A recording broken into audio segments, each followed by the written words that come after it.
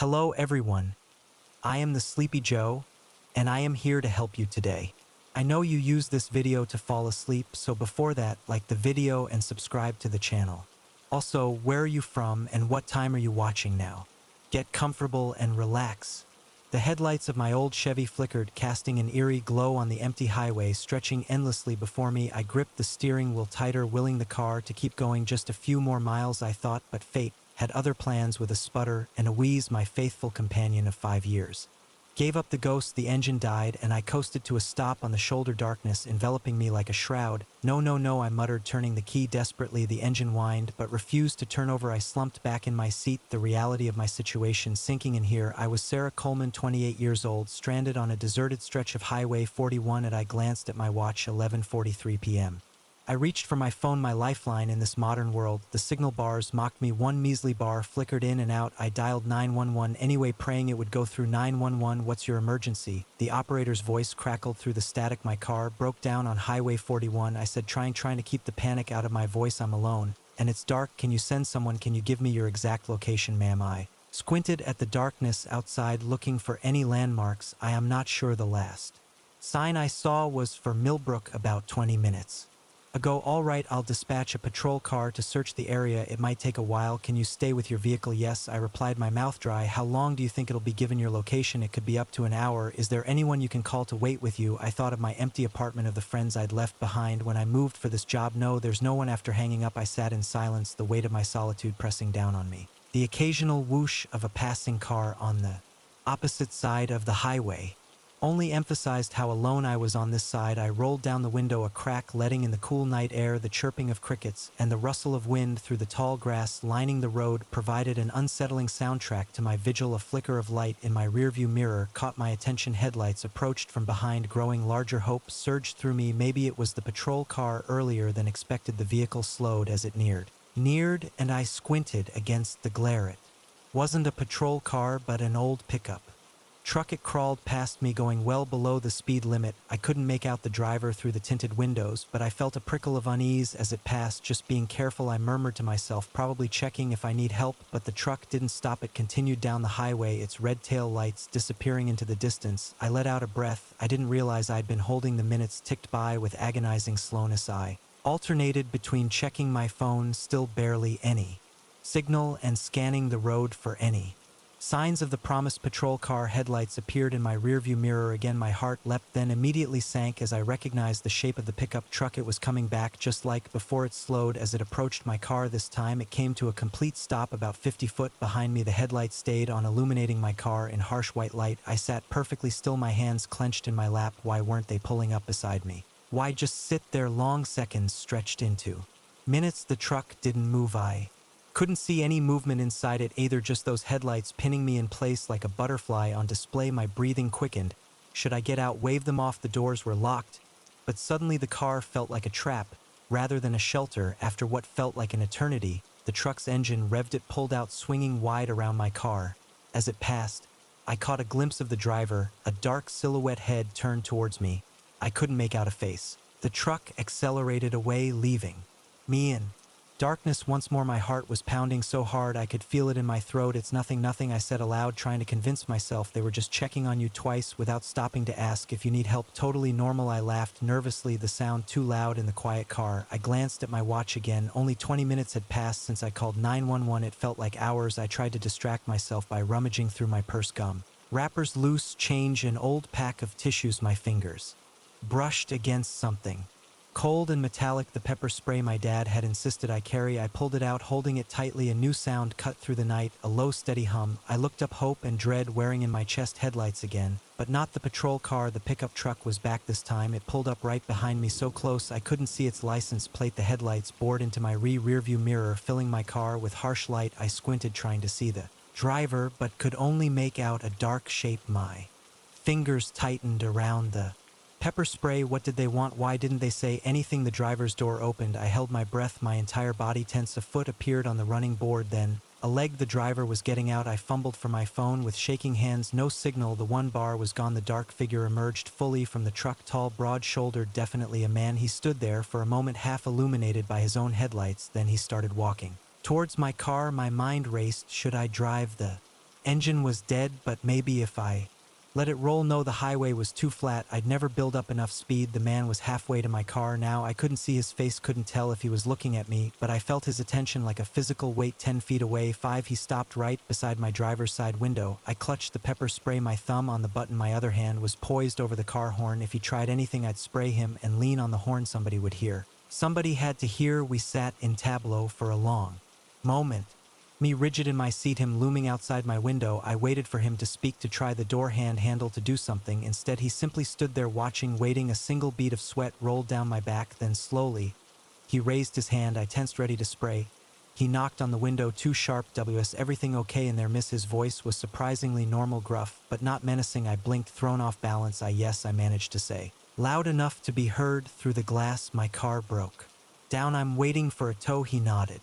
Stepping back slightly, now that he wasn't blocking the light, I could see him better. An older man, maybe in his 60s, with a weathered face and a trucker's cap. "I saw you sitting here earlier," he said. "Thought I'd check to make sure you were all right. It can be dangerous being stranded out here alone." The adrenaline that had been coursing through me started to ebb, leaving me feeling slightly foolish. Of course, he was just being a good Samaritan. I'd let my imagination run wild. "Thank you," I said, managing a weak smile. "I appreciate you checking. The police should be here soon." He nodded again. Good. "Well, I'll just wait here with you until they arrive, if that's all right. Don't want to leave you alone out here." Before I could respond, a new set of headlights appeared on the horizon. As they drew closer, I saw the welcome sight of a patrol car's light bar. The old man turned to look, then back at me. "Looks like your ride's here. You take care now, miss." He walked back to his truck as the patrol car pulled up. As an officer stepped out, the pickup truck pulled away, disappearing into the night. I rolled down my window as the officer approached. "Are you Sarah Coleman?"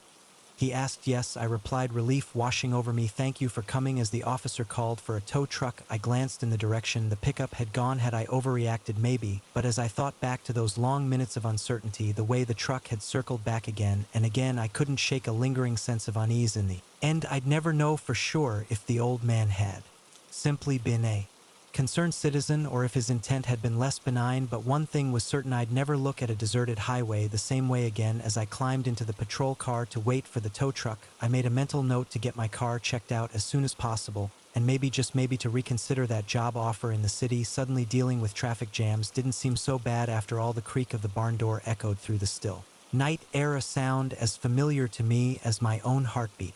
But tonight it sent a chill down my spine. Something wasn't right on the farm, and at 73 years old I'd learned to trust my instincts. I'm John Hawkins, and this land has been in my family for 4 generations. I've seen drought, flood, and everything in between, but nothing could have prepared me for what happened that moonless night in October. The day had been like any other. I tended to the crops, fed the animals, and settled in for a quiet evening with my dog Old Blue. But as the clock struck midnight, a series of strange noises jolted me from my light sleep. At first I tried to dismiss it. Old farms make all sorts of noises, especially on windy nights, but this was different. There was a rhythm to it, almost purposeful, and it was coming from the barn. I sat up in bed, my joints protesting the sudden movement. Old Blue lifted his head, his ears perked. He heard it too. "What do you think, boy?" I murmured, reaching for my glasses. "Should we check it out?" Old Blue's tail thumped against the bed in response. At least I wouldn't be facing whatever it was alone. I slipped on my boots and grabbed the flashlight from my nightstand. Its weight was reassuring in my hand, but I couldn't shake the feeling that it might not be enough. The floorboards creaked under my feet as I made my way downstairs, Old Blue padding quietly behind me. The noises from the barn grew louder, more distinct. There was a clanging like metal on metal, and then a thud that made me jump. I paused at the back door, my hand on the knob. Part of me wanted to go back to bed, to pull the covers over my head and pretend this was all a bad dream, but I knew I couldn't. This was my land, my responsibility. The cool night air hit me as I stepped outside. The moon was hidden behind thick clouds, leaving the farm shrouded in darkness. My flashlight cut a weak path through the gloom. As I made my way toward the barn, Old Blue growled low in his throat, the hair on his back standing up. "Easy, boy," I whispered, though my own heart was racing. As we neared the barn, the noises suddenly stopped. The silence was almost worse than the sounds had been. It felt expectant, like the whole world was holding its breath. I reached for the barn door, my hand trembling slightly. With a deep breath, I pulled it open. The familiar smell of hay and animals washed over me, but there was something else too, something off. I swept my flashlight around the interior, taking in the familiar sight of stalls and farm equipment. Everything looked normal, and yet my eyes landed on my old tractor. It had been moved, pulled out from its usual spot in the corner. Tools were scattered around it, glinting in the flashlight's beam. "Hello," I called out, my voice sounding thin and in. The vast space is anyone there no answer, but I could have sworn I heard a shuffling sound from the back of the barn. Old Blue Wind pressing against my leg. I reached down to pat his head as much for my comfort as his eye took a few steps further in my flashlight beam dancing across the walls. That's when I noticed the footprints. They weren't mine, these were larger, and the tread pattern was unfamiliar. They led deeper into the barn toward the back where we stored hay bales. My throat went dry. Someone had been here, maybe still was here. I should go back, call the sheriff, but curiosity, or maybe stubbornness, propelled me forward. I followed the footprints, my heart pounding so loud I was sure it would give me away. Old Blue stayed close, his warm presence a small comfort. As we neared the back of the barn, I heard it breathing, soft but unmistakable. Someone was hiding behind the stack of hay bales. I stopped, my flashlight trained on the spot. "I know you're there," I said, trying to keep my voice steady. "Come on out now and we can talk about this." For a long moment nothing happened. Then slowly a figure emerged from behind the hay. My flashlight illuminated a young man, barely more than a boy. Really, his clothes were ragged, his face smudged with dirt. He squinted against the light, holding up a hand to shield his eyes. "Please," he said, his voice hoarse. "I didn't take anything, I just needed a place to sleep." I lowered the flashlight slightly, taking in his appearance. He was thin, too thin, with a haunted look in his eyes that spoke of hard times. "What's your name, son?" I asked. "My initial." "Fear-giving."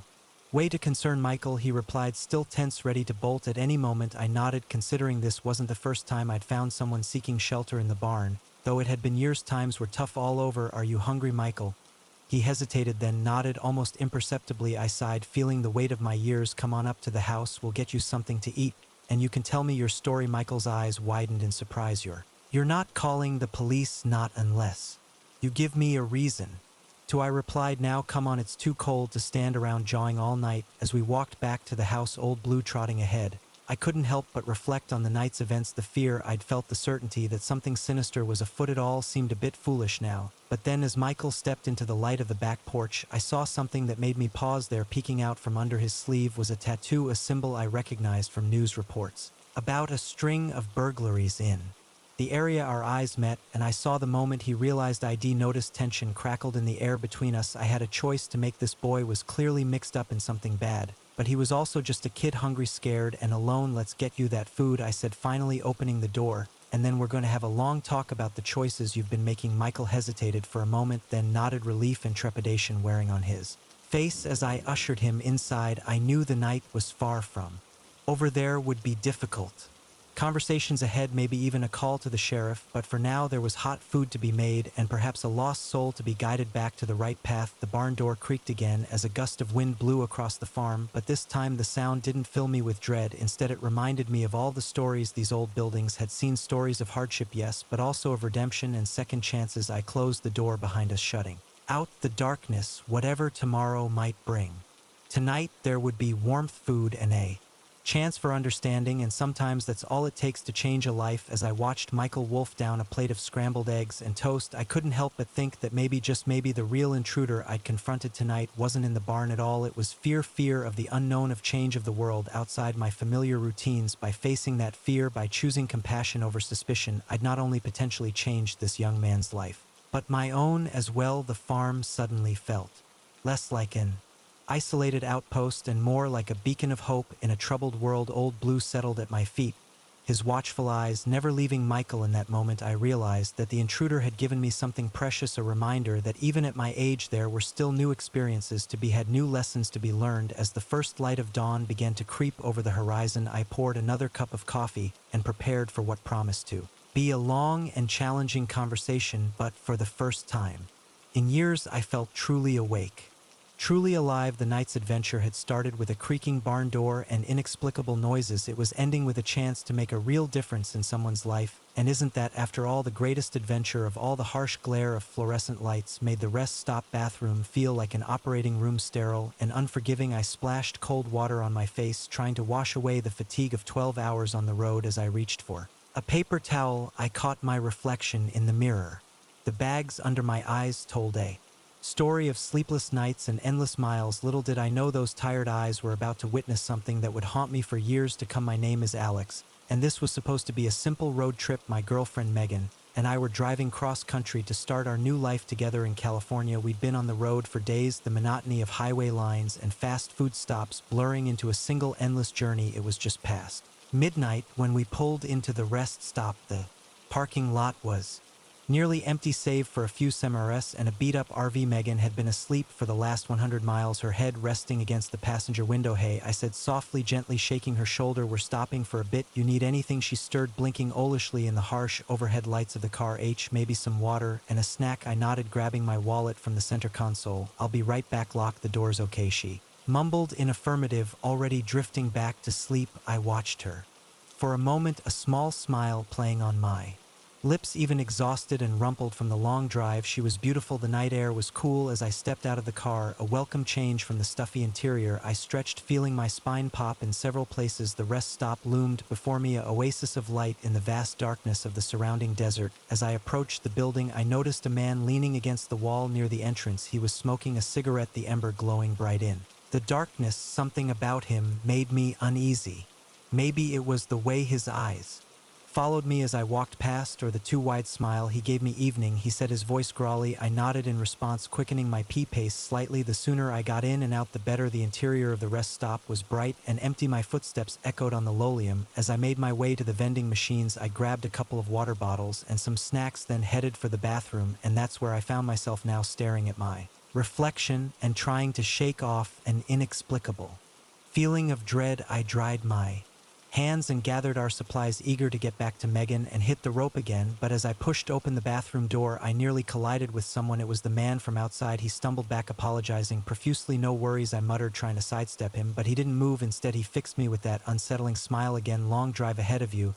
he asked. I nodded, not wanting to engage, but not wanting to be rude either. "Yeah. Heading to California." "California," he repeated, as if tasting the word. "Long way from here. You traveling alone?" A chill ran down my spine. I thought of Megan alone in the car. "No," I said firmly, "my girlfriend's waiting for me. We should get going." He held up his hands, still smiling. Of course, drive safe now." I hurried past him, fighting the urge to look back. The cool night air hit me like a slap as I exited the building, and I took a deep breath, trying to calm my racing heart. Our car sat where I'd left it, a familiar shape in the sea of unfamiliarity. As I approached, I saw Megan's silhouette through the window, her head still resting against the glass. I tapped on the window, not wanting to startle her. No response. She must have fallen into a deep sleep. I tried the handle, locked, just as I'd asked her to do. "Good girl, Megan," I called, knocking a little louder. "I'm back. Can you unlock the door?" Still no movement from inside the car. Concern started to creep in, replacing the unease from earlier. I knocked harder, my knuckles rapping sharply against the glass. "Megan,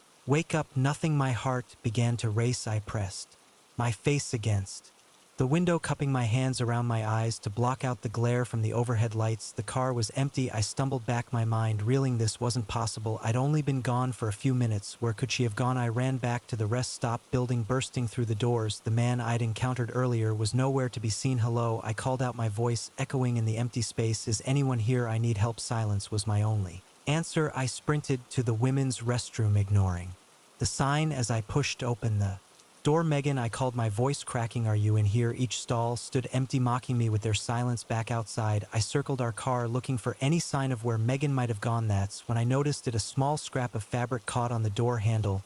I recognized it immediately. It was from the sweater Megan had been wearing. My blood ran cold. This wasn't a misunderstanding or a practical joke gone wrong. Something had happened to Megan. I fumbled for my phone, my fingers shaking as I dialed 911. 911, what's your emergency? "My girlfriend," I gasped, struggling to keep my voice steady. "She's missing. We're at a rest stop on Highway 40, about 50 miles east of Flagstaff." I went inside for just a few minutes, and when I came back, she was gone. The dispatcher's voice was calm, a stark contrast to the panic coursing through me. "Sir, I need you to take a deep breath. Can you give me a description of your girlfriend?" I rattled off Megan's details. 56, long brown hair, green eyes, last seen wearing jeans and a blue sweater. As I spoke, my eyes scanned the parking lot, desperately hoping to see her walking back from somewhere. "Anywhere. We're dispatching officers to your location now." The dispatcher assured me they should be there within 20 minutes. "In the meantime, don't touch anything in or around your vehicle. It could be important evidence." Evidence, the word hit me like a punch to the gut. This was real. This was happening. I paced the parking lot, my mind racing through possibilities, each more terrifying than the last. Had Megan left voluntarily? No, that was impossible. We were happy, excited about our new life together, and she wouldn't have left without her phone or purse, both still sitting in the car where she'd left them, which meant I couldn't bring myself to finish the thought. The minutes crawled by, each second an eternity.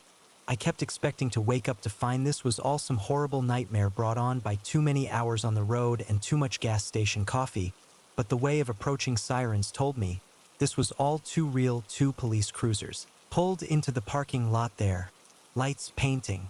The scene and alternating flashes of red and blue as the officers approached. I found myself struggling to breathe. Saying it out loud would make it real. "Are you the one who called about a missing person?" one of the officers asked, his face a mask of professional concern. I nodded, swallowing hard. "My girlfriend Megan, she was in the car. When I went inside, when I came back she was gone." The officer nodded, jotting notes in a small pad. "And you're sure she didn't just step out for some air? She would have told me." I insisted. "And her things are still in the car." "Something's wrong, I know it." As the officers began their investigation, searching the area and questioning the few other people at the rest stop, I stood by helplessly. The man I'd seen was nowhere to be found. Hours passed in a blur of questions, phone calls, and growing dread. As the first light of dawn began to streak the sky, the harsh reality began to set in. Megan was gone, vanished into the night, as if she'd never existed. The rest sto once just another anonymous waypoint on our journey had become the centerpiece of a nightmare. Every shadow held a potential clue, every stranger a possible suspect. As I watched the sun rise over the desert, casting long shadows across the empty parking lot, I was struck by a chilling thought. Our road trip,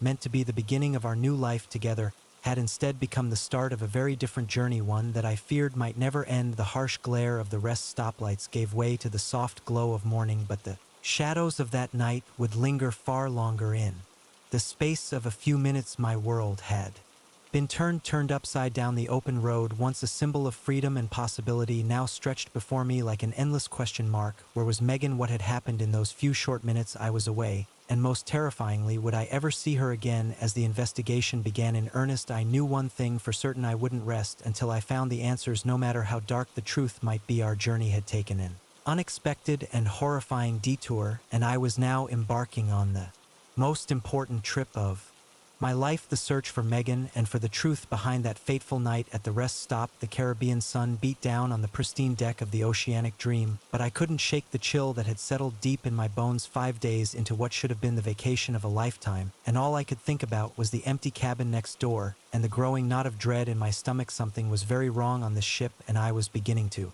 fear I might be the only one who noticed. My name is Emily Chin, 34, a typically overworked software engineer from Seattle. This cruise was supposed to be my reward for closing a major project. 7 days of tropical bliss, fruity drinks, and blessed disconnection from the digital world. Now on day 5, I found myself wishing desperately for my laptop and access to any scrap of information that might explain what was happening. It had started innocuously enough. On the second day of the cruise, I noticed I hadn't seen my cabin neighbor since we'd left port. We chatted briefly during the muster drill. Her name was Sarah. She was traveling alone, celebrating her 40th birthday. She'd seemed excited about the trip, eager to try every activity the ship offered. But after that first day, nothing, no sign of her at the pool, the restaurants, or any of the nightly shows. At first, I chalked it up to different schedules. Maybe she was an early riser, hitting the gym while I slept in, or perhaps she was nursing a wicked sunburn and staying in her cabin. It wasn't until the third day that I really started to worry. I'd knocked on her door, intending to invite her to that night's comedy show. No answer. I tried again later that evening, still nothing. On day 4, I approached the guest services desk. The young man behind the counter, his name tag read Aiden, smiled blandly as I explained my concerns. "I'm sure your neighbor is fine, ma'am," he said, his tone just a touch to rehearse. "Some guests prefer to keep to themselves. Perhaps she's enjoying room service and the view from her balcony." I pressed further. "Could you at least check if she's been using her room key, or if she's ordered any room service?" Aiden's smile never wavered, but something flickered in his eyes, fear, annoyance. "I'm afraid I can't disclose that information, ma'am. Passenger privacy, you understand. Is there anything else I can help you with today?" I left the desk feeling unsettled. Aiden's reaction seemed off, somehow too polished, too dismissive. That night, I lay awake in my cabin, straining to hear any sound from next door. The walls on these ships were thin. I should have been able to hear something, a TV, footsteps, the shower running, but there was only silence. As I tossed and turned, a new thought occurred to me. I hadn't just not seen Sarah. I couldn't remember seeing several of the passengers I'd noticed earlier in the cruise: the elderly couple who'd sat next to me at the captain's dinner, the rowdy group of college kids who'd been making a splash at the pool bar. Sleep eluded me as my mind raced through possibilities, each more outlandish than the last. By the time the first light of dawn crept through my window, I'd worked myself into a state of Near panic, I spent day 5 watching, really watching. I positioned myself in the ship's main atrium, a book in my hand as camouflage, and observed the ebb and flow of passengers and crew. That's when I started to notice the patterns: crew members speaking in hushed tones, their eyes darting nervously, certain areas of the ship being quietly cordoned off, passengers redirected with vague excuses about routine maintenance, and the passengers themselves. There seemed to be fewer of them. The ship didn't feel empty exactly, but less full than it had at the start of the cruise. Spaces that had been crowded now had room to breathe. Lines that had been long now moved quickly. As the day wore on, my unease grew. I caught snippets of conversation, other passengers voicing concerns similar to mine, but each time a crew member would appear, as if by magic, smoothly changing the subject or offering a free drink to distract from the questions. By evening, I couldn't take it anymore. I needed answers. I made my way back to the guest services desk, determined to push harder this time. But as I approached, I saw Aiden in deep conversation with a man I recognized as one of the ship's security officers. Their expressions were grave. I slowed my pace, trying to catch what they were saying without being obvious. Can't keep this contained much longer, Aiden was saying, his usual polished demeanor nowhere in sight. People are starting to notice. The security officer nodded grimly. I know we're doing everything we can, but if we don't find a sole solution soon. He trailed off as he noticed me approaching. In an instant, both men's faces transformed, pleasant smiles replacing the worry I just witnessed. Good evening, ma'am, Aiden said brightly. How can we help you today? I hesitated, my prepared speech dying on my lips. The change in their demeanor had been so abrupt, so complete, that for a moment I doubted what I'd just seen and heard. I was just wondering about tonight's entertainment schedule, I stammered, hating myself for chickening out as Aiden rattled off the evening's activities. My mind was elsewhere. What couldn't they keep contained? What solution were they looking for? And most importantly, what did it have to do with the missing passengers? I thanked them and walked away, my head spinning. I needed to think, to plan my next move. I made my way to the top deck, hoping the fresh air would clear my head. The night was beautiful, the kind of perfect tropical evening you see in travel brochures. Stars glittered overhead, and a warm breeze carried the faint scent of salt and flowers. In any other circumstance, it would have been paradise. I leaned against the railing, looking out over the dark water. The ship's wake stretched behind us, a glowing path leading back to what had we left behind? What were we sailing into? A sound behind me made me turn. A woman was approaching, her face pale in the moonlight. As she drew closer, I recognized her. We chatted at the pool on the first day of the cruise. Can't sleep either, she asked, her attempt at a smile not quite reaching her eyes. I shook my head. Too much on my mind, I guess, she nodded, joining me at the railing. For a long moment we stood in silence, both of us staring out at the endless expanse of ocean. Have you noticed, she said finally, her voice barely above a whisper, that people seem to be disappearing? My heart raced. So I wasn't the only one. Yes, I breathed. My cabin neighbor. I haven't seen her in days. The woman, Lisa, I remembered now, turned to me, her eyes wide with fear. My husband, she said, he went to get ice last night and never came back. When I asked at guest services, they told me he'd been taken to the infirmary with a bad case of seasickness.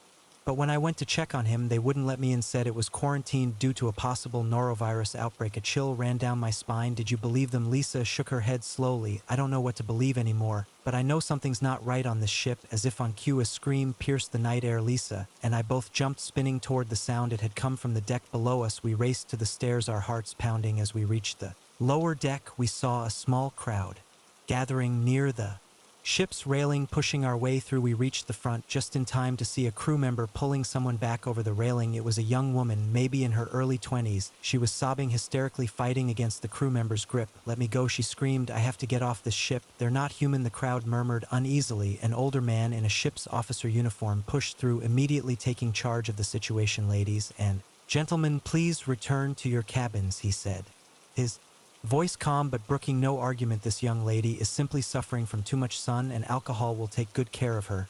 But as they led the still struggling woman away, I caught her eye. There was no sign of intoxication there, only raw primal fear. Lisa gripped my arm, her nails digging into my skin. Did you hear what she said? She whispered. They're not human. What did she mean? I shook my head, unable to form words. My mind was reeling, trying to make sense of what we just witnessed. The missing passengers, the crew's strange behavior, and now this. It was too much to be coincidence. As the crowd slowly dispersed, Lisa and I remained rooted to the spot. The beautiful night suddenly felt sinister, the gentle rocking of the ship no longer soothing but menacing. What do we do now? Lisa asked, her voice trembling. I took a deep breath, trying to steady my nerves. We find out the truth, I said, surprised by the determination in my own voice. Whatever happening on this ship, we need to uncover it before we disappear too. As we made our way back to our cabins planning our next move, I couldn't shake the feeling that we just crossed a line. The carefree vacation was over. We were now in uncharted waters, sailing into a mystery deeper and darker than the ocean beneath us, and somewhere in the back of my mind, a small voice whispered a terrifying question. Even if we discovered the truth, would we ever make it back to shore to tell anyone the forest had eyes? I'd always known this in some abstract way, but as I stood there surrounded by ancient trees and an unnatural silence, I felt it in my bones. Something was watching me, and it wasn't the typical woodland creatures I'd encountered on countless hikes. Before, this was different. This was wrong. My name is Jack Harper, and I've been an avid hiker for most of my 35 years. I tackled some of the most challenging trails across the country, from the Appalachian Trail to the Pacific Crest, but nothing in my experience had prepared me for what I encountered in the depths of the Cascade Mountains that fateful autumn day. It started as a routine solo hike. I'd mapped out a 3-day trek through a remote area, eager to test a new ultra-light gear setup I'd been piecing together. The weather was perfect, crisp and clear, with just a hint of the coming winter in the air. The first day went smoothly. I made good time, covering more ground than I'd planned. As the sun began to set, I found a small clearing to set up camp that night. As I lay in my tent listening to the familiar sounds of the forest, I felt completely at peace. The trouble began on the second day. I broke camp early, eager to get moving. While the morning mist still clung to the trees, the trail started to get steeper, winding its way up the mountain through increasingly dense forest. The trees here were old, really old. Their massive trunks were covered in thick moss, and their branches twisted in ways that sometimes made them look almost human. It was around midday when I first noticed the markings. At first, I thought it was just an unusual pattern in the bark of one of the trees, but as I looked closer, I realized it was definitely man-made. A series of intricate symbols had been carved into the trunk, the cut still fresh enough that sap was seeping from them. I frowned, pulling out my phone to take a picture. Vandalism on the trail always irritated me, but this was different. The symbols didn't look like the usual graffiti or initials you sometimes see. They were complex, almost like some sort of writing system I'd never seen before. As I continued up the trail, I spotted more of the symbols. They appeared at irregular intervals, always carved into the largest, oldest trees. My unease grew with each new discovery. Who had done this, and why? It was late afternoon when I realized I was lost. I'd been so focused on the strange symbols that I hadn't been paying close attention to the trail. Now, as I tried to get my bearings, I realized I couldn't remember the last time I'd seen a proper trail marker. I pulled out my map and compass, trying to orient myself, but something was wrong. The compass needle spun lazily, refusing to settle on a direction. I shook it, tapped it, but nothing helped. But a tendril of fear began to curl in my stomach. I'd never had my compass fail on me before. I reached for my phone, hoping to use the GPS, but there was no signal. Of course, the light was starting to fade, the shadows lengthening around me. I knew I needed to find a place to camp for the night. In the morning, I told myself I'd be able to backtrack and find the trail again. I picked a direction that looked promising and started walking. That's when I noticed the silence. In all my years of hiking, I'd never experienced anything like it. There were no bird calls, no rustling of small animals in the underbrush. Even the wind seemed to have died, leaving the forest in an eerie stillness. The trees seemed to press in closer, their branches reaching out like gnarled hands. Every so often I'd catch a glimpse of those strange symbols out of the corner of my eye. Just as I was about to give up and make camp wherever I was, I stumbled into a small clearing. In the center stood a massive tree, easily the largest I'd seen yet. Its trunk was covered in the symbols, more densely packed than any I'd seen before. But it wasn't the symbols that made me freeze in my tracks. It was the door set into the trunk of the tree. Was a wooden door, ornately carved with the same symbols that I'd been seeing all day. It looked ancient, the wood weathered and stained, but it was undeniably a door. I approached slowly, my heart pounding in my chest. This couldn't be real. Doors didn't just appear in trees in the middle of nowhere. I reached out, half expecting my hand to pass right through it. Instead, my fingers touched solid wood. The door was real. I don't know what possessed me to do it. Maybe it was curiosity, or maybe some external force guiding my actions. But before I could think better of it, I grasped the handle and turned. The door opened with a low creak that seemed to echo through the silent forest. Beyond it was darkness, a blackness so complete it seemed to swallow the light. I stood there frozen, staring into the void. Every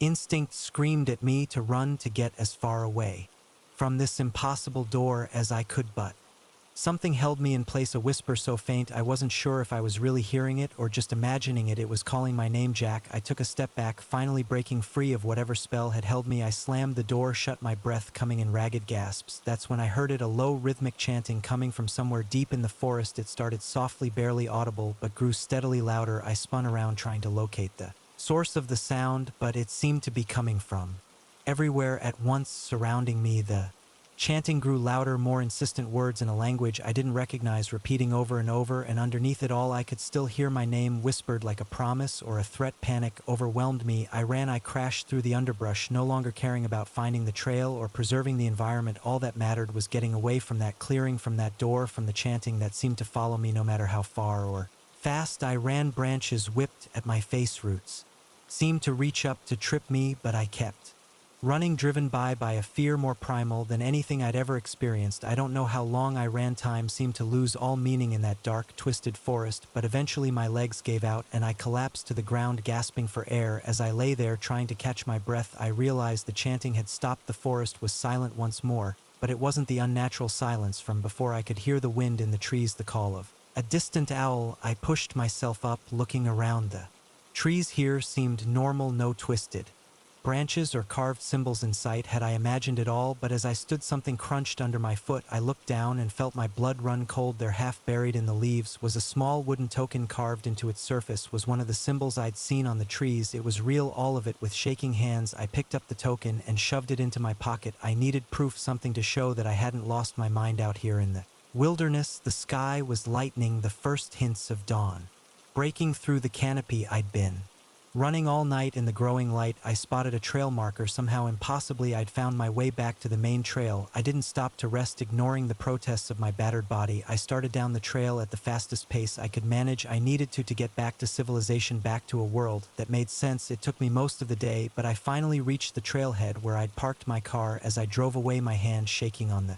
steering wheel, I couldn't shake the feeling that I'd brushed up against something ancient and dangerous, something that wasn't meant for human eyes. I've been home for a week now, trying to make sense of what happened. I've researched the symbols, reached out to linguists and historians, but found nothing. The wooden token sits on my desk, a constant reminder that it wasn't all in my head. But sometimes late at night, I swear I can hear it, that whisper calling my name, and in my dreams I see that door standing open in the heart of the forest, waiting for me to step through. I know I should forget about it, chalk it up to an unexplainable experience and move on, but I can't. The mystery of what lies beyond that door consumes my thoughts, and deep down in a place I'm barely willing to acknowledge, I know I'll go back. The forest is calling, and sooner or later I'll have to answer, because the truth is I left something behind in those woods, something more important than any gear or supplies. I left a piece of myself, and I have a feeling the forest won't rest until I come to reclaim it. The first rays of dawn crept over the mountain peaks, casting long shadows across our campsite. As the light touched our shredded tent and scattered supplies, the full extent of the night's devastation became clear.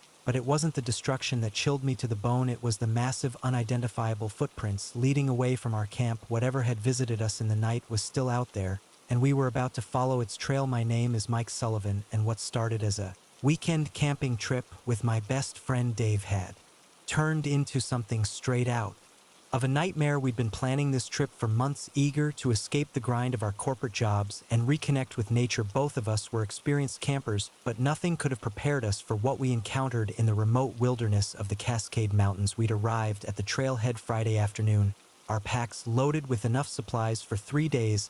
The hike in was challenging but exhilarating by the time we reached our intended campsite, a small clearing near a bubbling stream. We were tired but in high spirits. Man, I needed this, Dave said as we set up our tent. No emails, no deadlines, just us and the great outdoors. I nodded in agreement, taking a deep breath of the crisp mountain air. It's perfect. Let's get a fire going and crack open those beers. We packed, and the evening passed pleasantly. We grilled hot dogs over the fire, shared stories, and marveled at the blanket of stars overhead. It felt like we were the only two people in the world. As we settled into our sleeping bags, the forest around us came alive with nocturnal sounds, the hoot of an owl, the rustle of small animals in the underbrush. It was soothing, and I drifted off to sleep, feeling more relaxed than I had in months. I'm not sure what woke me. Maybe it was a sudden silence, the absence of those nighttime noises, or maybe it was some primal instinct sensing a predator nearby. Whatever it was, I found myself wide awake in the pitch darkness of our tent. Dave, I whispered, reaching out to shake my friend's shoulder. Dave, wake up, he stirred, grumbling. What time is it, Shu? I hissed. Listen. We both fell Silence straining our ears at first, there was nothing. Then we heard heavy footsteps circling our campsite. They were slow, deliberate, like whatever was out there was searching for something. Dave's hand found mine in the darkness, squeezing tight. Neither of us dared to breathe. The footsteps stopped right outside our tent. I could hear deep rumbling breaths like a large animal scenting the air. The thin fabric of our tent seemed laughably inadequate protection. Suddenly, a low growl vibrated through the air. It wasn't like anything I'd ever heard before, not a bear, not a mountain lion. It was deeper, almost guttural, and it radiated a terrifying intelligence. Without warning, our tent was ripped away, the poles snapping like twigs. Dave and I scrambled out of our sleeping bags, our hearts pounding so hard I thought they might burst in the faint moonlight. I caught a glimpse of our attacker. It was massive, easily 8 foot tall, covered in dark fur, but it wasn't a bear standing on its hind legs. Its proportions were all wrong, too humanoid.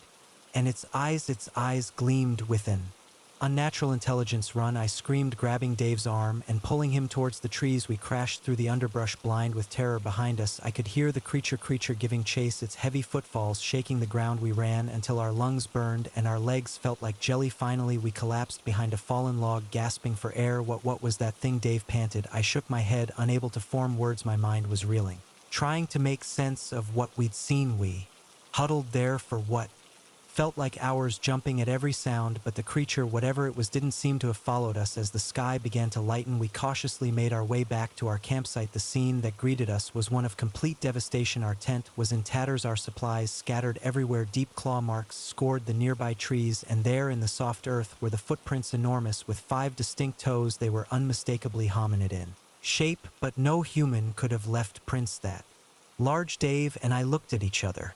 The same thought mirrored in our eyes. We should leave, we should get the hell out of these mountains and never look back. But curiosity, that damnable human trait, began to overtake our fear. We should follow them, Dave said quietly. I wanted to argue, to insist we head back to civilization, but a part of me, a part one, wasn't entirely comfortable acknowledging, wanted to know more. So we gathered what supplies we could salvage and set off, following the trail of massive footprints. The tracks led us deeper into the forest, up steep inclines and through dense underbrush. Whatever had made them was strong, pushing through areas that gave us significant trouble. As we hiked, the forest around us seemed to change. The trees grew larger, older, their branches twisting in unnatural ways. The underbrush became thicker, dotted with plants I didn't recognize. Mike, Dave called out, his voice tight with tension. Look at this. He was pointing at one of the trees. Carved into its bark was a strange symbol, a complex swirl of lines that hurt my eyes if I looked at it too long. What is it? I asked, reaching out to touch the carving. Dave shook his head. I don't know, but look, it's on other trees too. He was right. Now that I'd seen one, I noticed the symbols were everywhere, carved into the largest and oldest trees. We pressed on the trail of footprints, leading us ever deeper into the strange, twisted version of the forest. The air grew thick and heavy, and an unnatural silence fell over everything. No birds sang, no insects buzzed. It was as if we'd stepped into another world entirely. As the day wore on, exhaustion began to set in. We'd been hiking for hours with no sign of our quarry. Just as I was about to suggest we turn back, we emerged into a clearing. In the center stood an enormous tree, easily the largest I'd ever seen. Its trunk was covered in those strange symbols, carved so densely they overlapped, and at its base was a cave-like opening, the entrance partially obscured by gnarled roots. Dave and I exchanged glances. The footprints led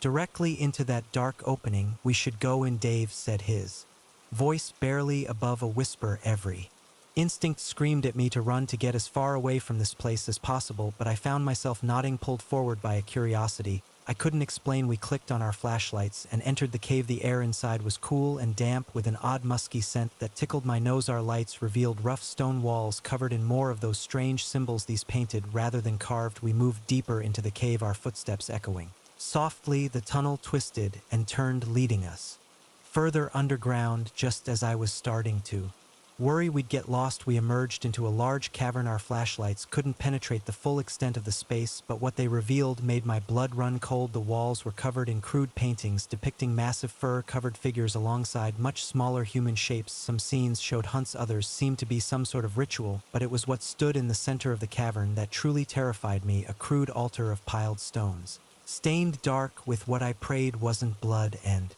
arranged around it, carefully placed, were human skulls. We need to leave, I choked out, grabbing Dave's arm. Now He nodded, his face pale in the flashlight's beam. We turned to go, only to find our exit blocked. The creature from our campsite stood there, its massive form filling the tunnel in the light of our flashlights. I could see it clearly for the first time. It was like a bizarre amalgamation of man and beast, covered in thick matted fur, with a face that was almost but not quite human, and its eyes held an intelligence that was unmistakable. It regarded us for a long moment, then let out a low rumbling sound. To my shock, I realized it was trying to speak. "You come," it growled, the words barely recognizable. "Dave." And I looked at each other, terror and amazement wearing on our faces. We'd come looking for answers, and now we were faced with something beyond our wildest imaginations. The creature turned, gesturing for us to follow, and despite every rational thought screaming at me to run, I found myself taking a step forward, because in that moment I realized we were on the brink of a discovery that would change everything. As we followed the creature deeper into the cave system, I couldn't shake the feeling that we'd crossed a threshold. Whatever happened next, there was no going back. We'd ventured into the domain of something ancient and unknown,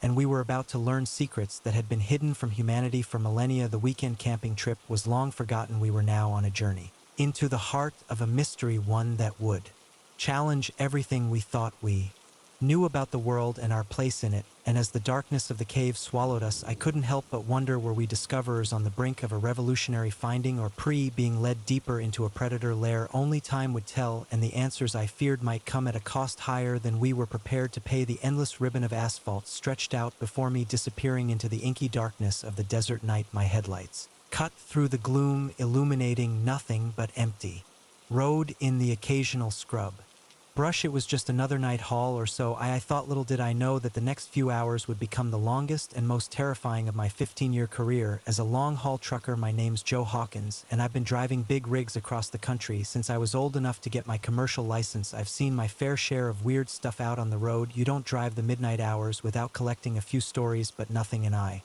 mean nothing, could have prepared me for what happened that night on Route 50. In Nevada, it started around 2 a.m.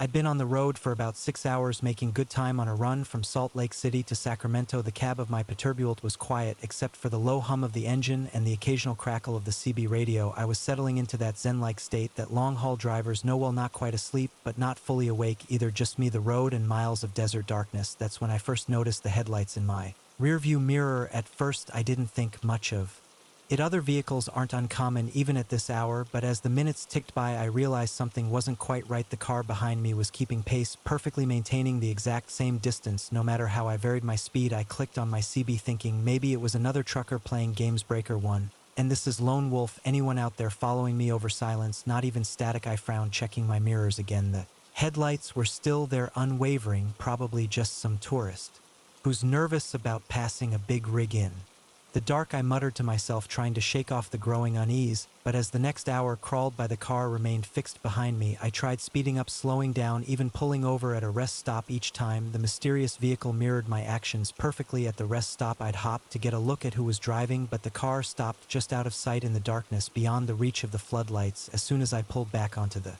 highway, it was right there behind me again. By now, my palms were sweating on the steering.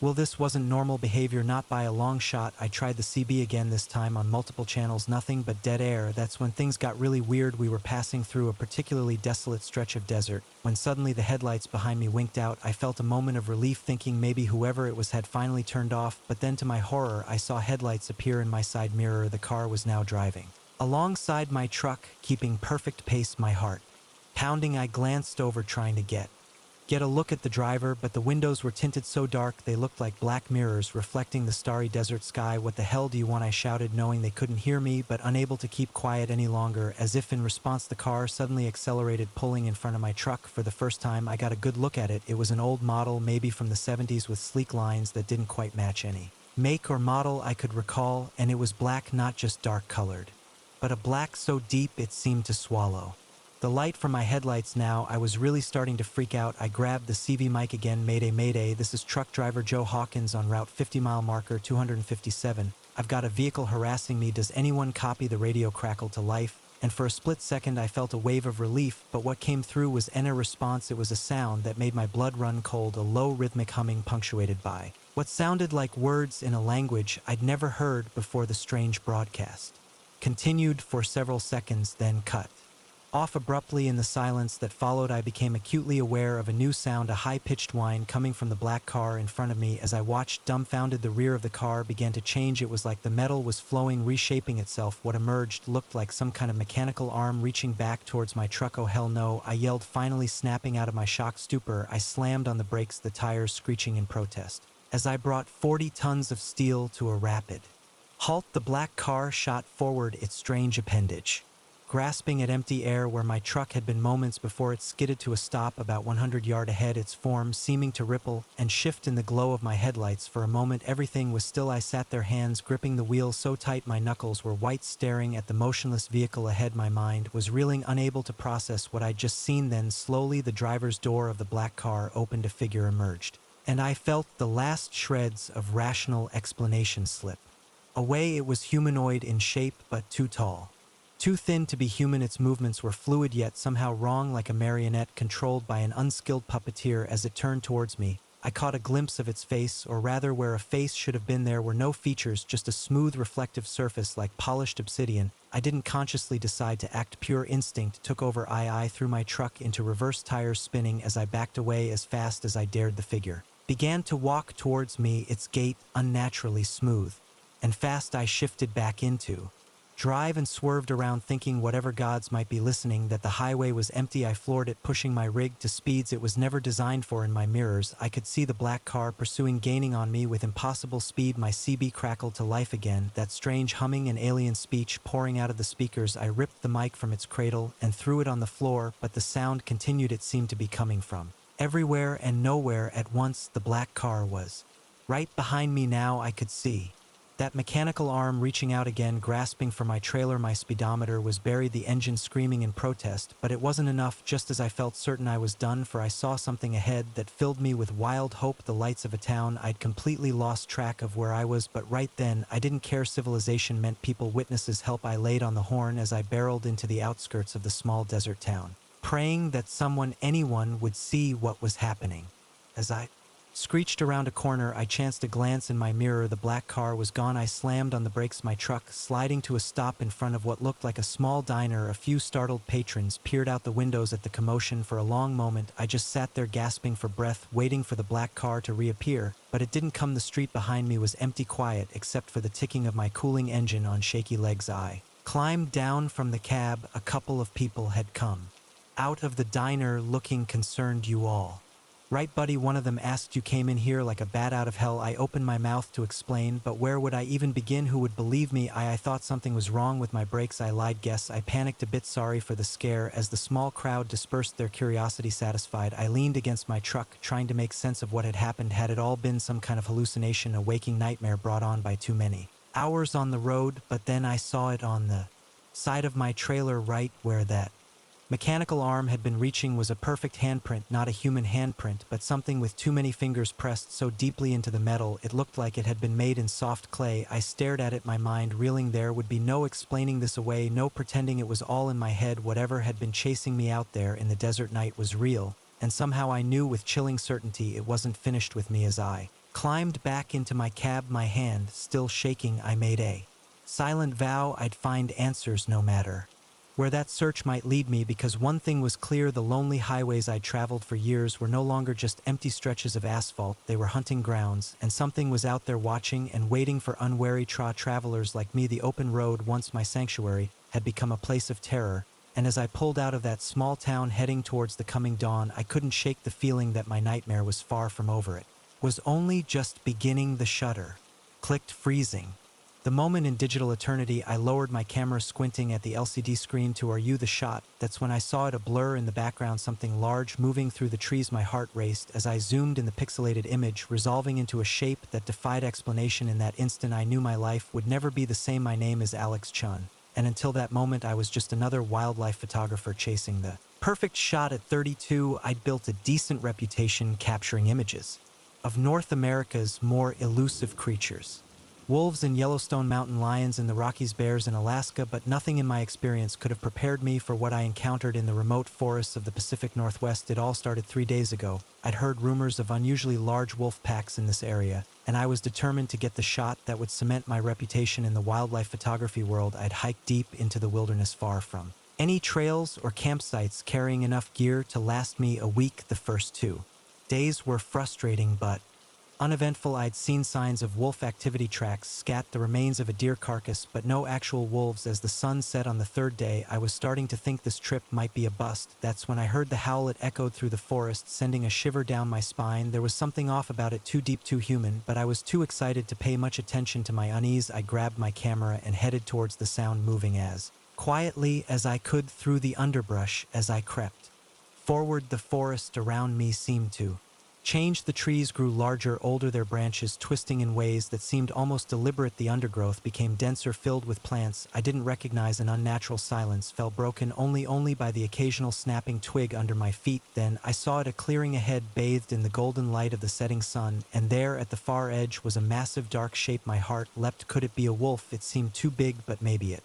was just a trick of the light. I raised my camera, zooming in as far as my lens would allow. Through the viewfinder, I could see the creature more clearly. It was covered in dark fur, all right, but its proportions were all wrong for a wolf. It stood on 2 legs, its back to me, easily 7 or 8 foot tall. My finger hesitated over the shutter button. What was I looking at? A bear, maybe? But even as I thought it, I knew that wasn't right. Its shape was too humanoid, its movements too deliberate. Before I could talk myself out of it, I pressed the button. The shutter clicked unnaturally loud out in the silent forest.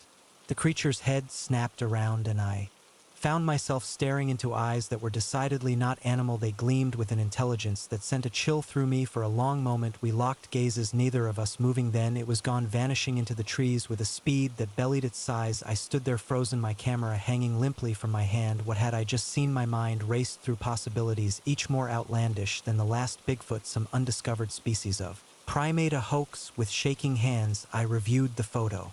On my camera's screen there it was, a large fur-covered figure, its face turned towards me. The image was slightly blurry due to the low light and the creature's sudden movement, but it was clear enough to see that this was something unknown to science. As the locations of what I'd captured began to sink in, a mix of excitement and fear washed over me. This could be the discovery of the century. My name would go down in history, but a small voice in the back of my mind whispered a warning. There might be a reason this creature had remained hidden for so long. I barely slept that night, my dreams filled with glowing eyes and shadowy figures. As soon as the first light of dawn broke through the trees, I was up reviewing the photo again.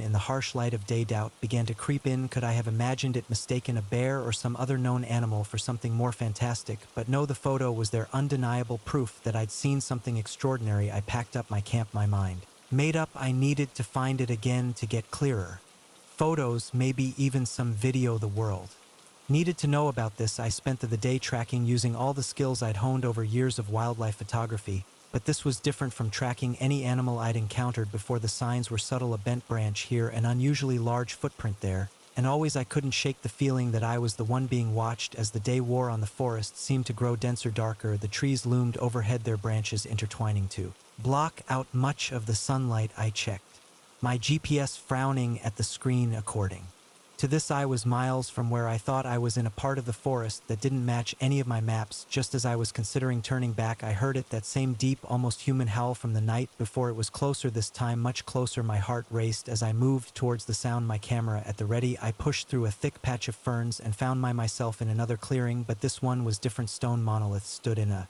rough circle, each covered in strange, swirling symbols that seemed to shift if I looked at them too long. And there in the center of the circle stood the creature in the full light of day. I could see it clearly. It was like something out of a myth, part man, part beast, covered in thick dark fur. Its face was almost human, but with a pronounced brow and a mouth full of sharp teeth. Those intelligent eyes fixed on me, and I felt a jolt of recognition. It knew me. It had been waiting for me. My camera hung forgotten at my side as the creature took a step towards me. I should have been terrified, should have run, but something held me in place. There was a sense of ancientness about this being, of wisdom beyond human understanding. It raised a hand, not a paw, but a hand with opposable thumbs, and pointed at my camera. The meaning was clear. It wanted me to take its picture. With shaking hands, I raised my camera and began to shoot. The creature posed, turning this way and that, showing itself from all angles. It was like the most surreal photo shoot of my life. As I lowered the camera, the creature nodded, seemingly satisfied. Then it began to change. Its form shimmered like heat haze on a hot row, and suddenly I was looking at myself, an exact copy down to the mud on my boots and the scratch on my left hand from a thorn bush. I stumbled back, my mind reeling. The other me smiled, but it wasn't my smile. It was too wide, too knowing. It spoke, and though the voice was mine, the words were like nothing I'd ever heard, a language both ancient and alien. As it spoke, the symbols on the stone monoliths began to glow, pulsing in rhythm with its words. A wave of dizziness washed over me. The clearing seemed to spin, the trees blurring into a green whirlwind. I felt myself falling, but the ground never came. I woke with a start, my head pounding. I was back in my tent, my camera beside me. For a moment, I thought it had all been a vivid dream, but when I checked my camera, the photos were there, the blurry shot from the first night, and the clear, impossible images from the stone circle. As I stared at the photos, a chill ran down my spine. In every shot where the creature was looking at the camera, the face was mine, not just similar, it was me, down to the small scar on my chin from a childhood accident. What had I stumbled upon? What was the meaning of the stone circle, the strange symbols, and most disturbingly, what was the connection between this Crete and myself? I packed up my gear with shaking hands, my mind racing. I knew I should alert the authorities, tell the world about what I discovered. This could change everything we thought we knew about evolution, about the history of our planet. But as I hoisted my backpack, a strange certainty settled over me. This wasn't for the world to know, not yet. There were secrets here, ancient and powerful, that weren't meant for human understanding. As I made my way out of the forest, I couldn't shake the feeling that I was leaving a part of myself behind, or perhaps I was taking something with me, something old and wild and unknowable. One thing was certain, my life as I knew it was over. The world suddenly seemed bigger, stranger, filled with possibilities and dangers I'd never imagined, and somewhere out there, wearing my face, was a creature that held the answers to questions I was only beginning to formulate. My journey wasn't ending, it was only just beginning. The sound of laughter pierced the silence of the night, jolting me awake. For a split second I smiled, thinking my daughter had snuck out of bed to play. Then reality crashed and my blood ran cold as I realized two chilling facts: that laughter wasn't my child's, and it was coming from inside our house. My name is Sarah Anderson, and I'm a single mother to my 5-year-old daughter Lily. We'd moved to this quiet suburban neighborhood 6 months ago, hoping for a fresh start after my divorce. Until tonight, our biggest worry had been adjusting to our new life. Now, as I lay frozen in my bed listening to that eerie laughter echoing through our home, I realized how naive I'd been to think we were safe. The digital clock on my nightstand read 3:17 a.m.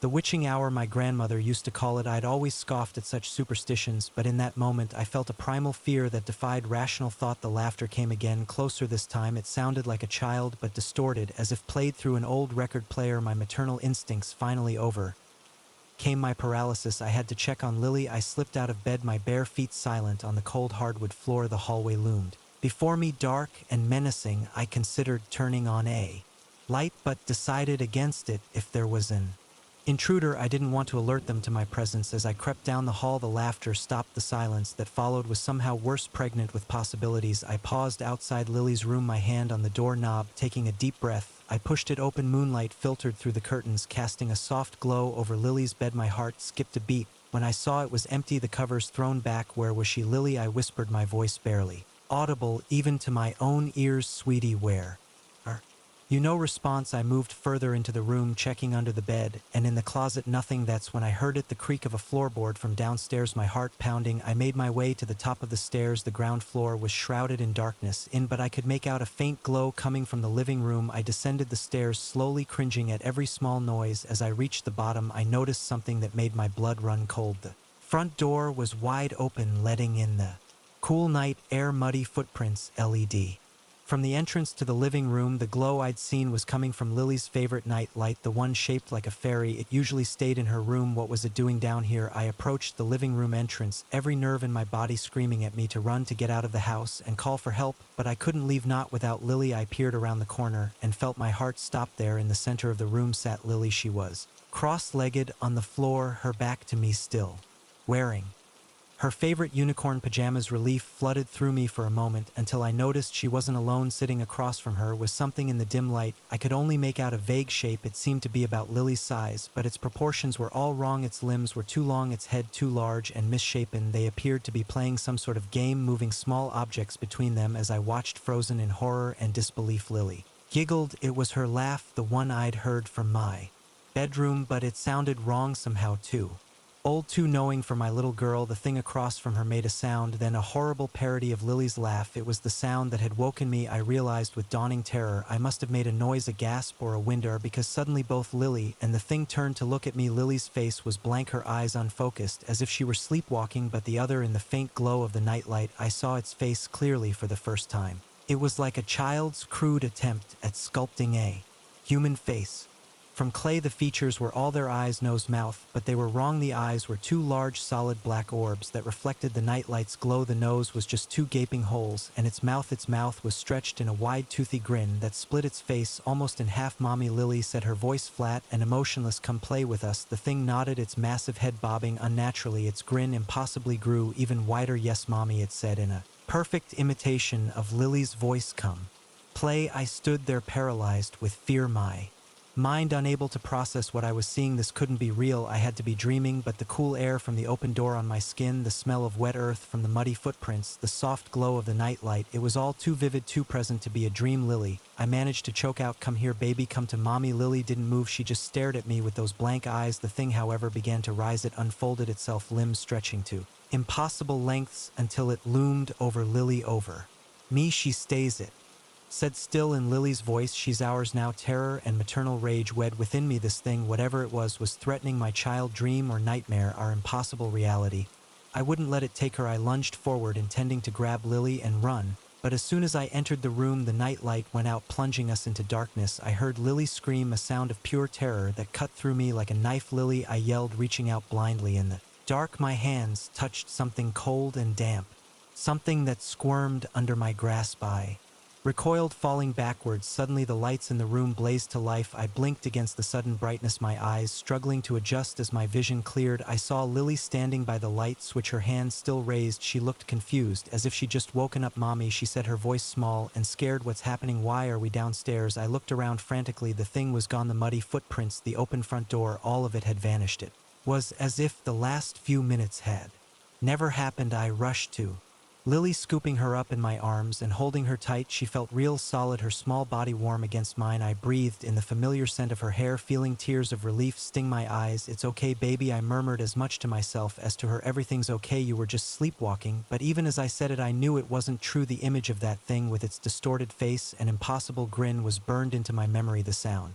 of its laugh, the feel of its cold, damp skin under my hands, it had all been too real. I carried Lily back up to her room, my eyes darting to every shadow, every dark corner. As I tucked her into bed, she looked up at me with wide, innocent eyes. Mommy, she whispered, who was that boy I was playing with? A chill ran down my spine. What boy, sweetie? Lily yawned, her eyes already drooping with sleep. The funnel-looking boy.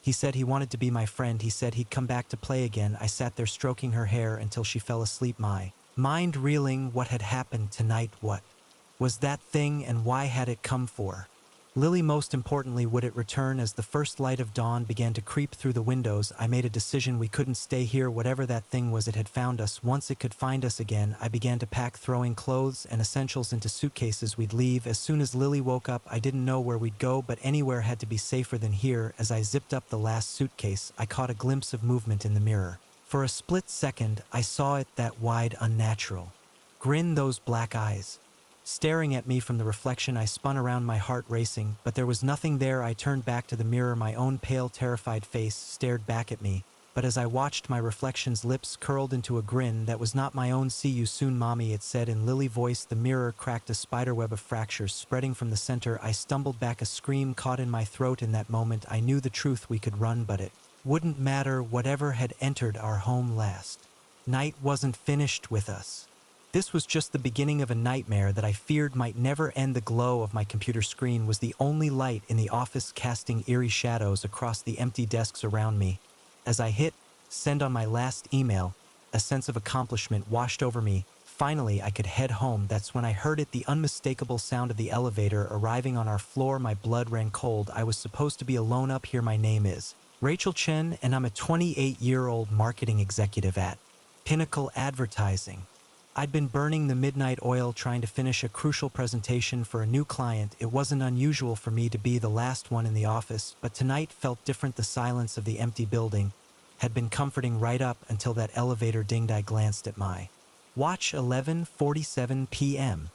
The cleaning crew had left hours ago and security did their rounds on the hour. No one should be coming up now. For a moment I considered calling out, asking who was there, but something stopped me. An instinct buried deep in my lizard brain told me to stay quiet, to hide. I slowly stood up, trying not to let my chair creak. The open plan office suddenly felt exposed. I needed to find a better vantage point, somewhere I could see without being seen. As quietly as I could, I made my way to the break room. It had a clear view of the elevator bank, but the lights were off, providing some cover. I positioned myself behind the door, peering through the crack. The elevator doors slid open with a soft whoosh. I held my breath, waiting to see who would step out, but no one did. The elevator car sat there empty and illuminated a bright rectangle in the dim hallway. I frowned. Had someone accidentally hit the button for our floor? But then why hadn't the doors closed again? As I watched, the lights in the elevator began to flicker.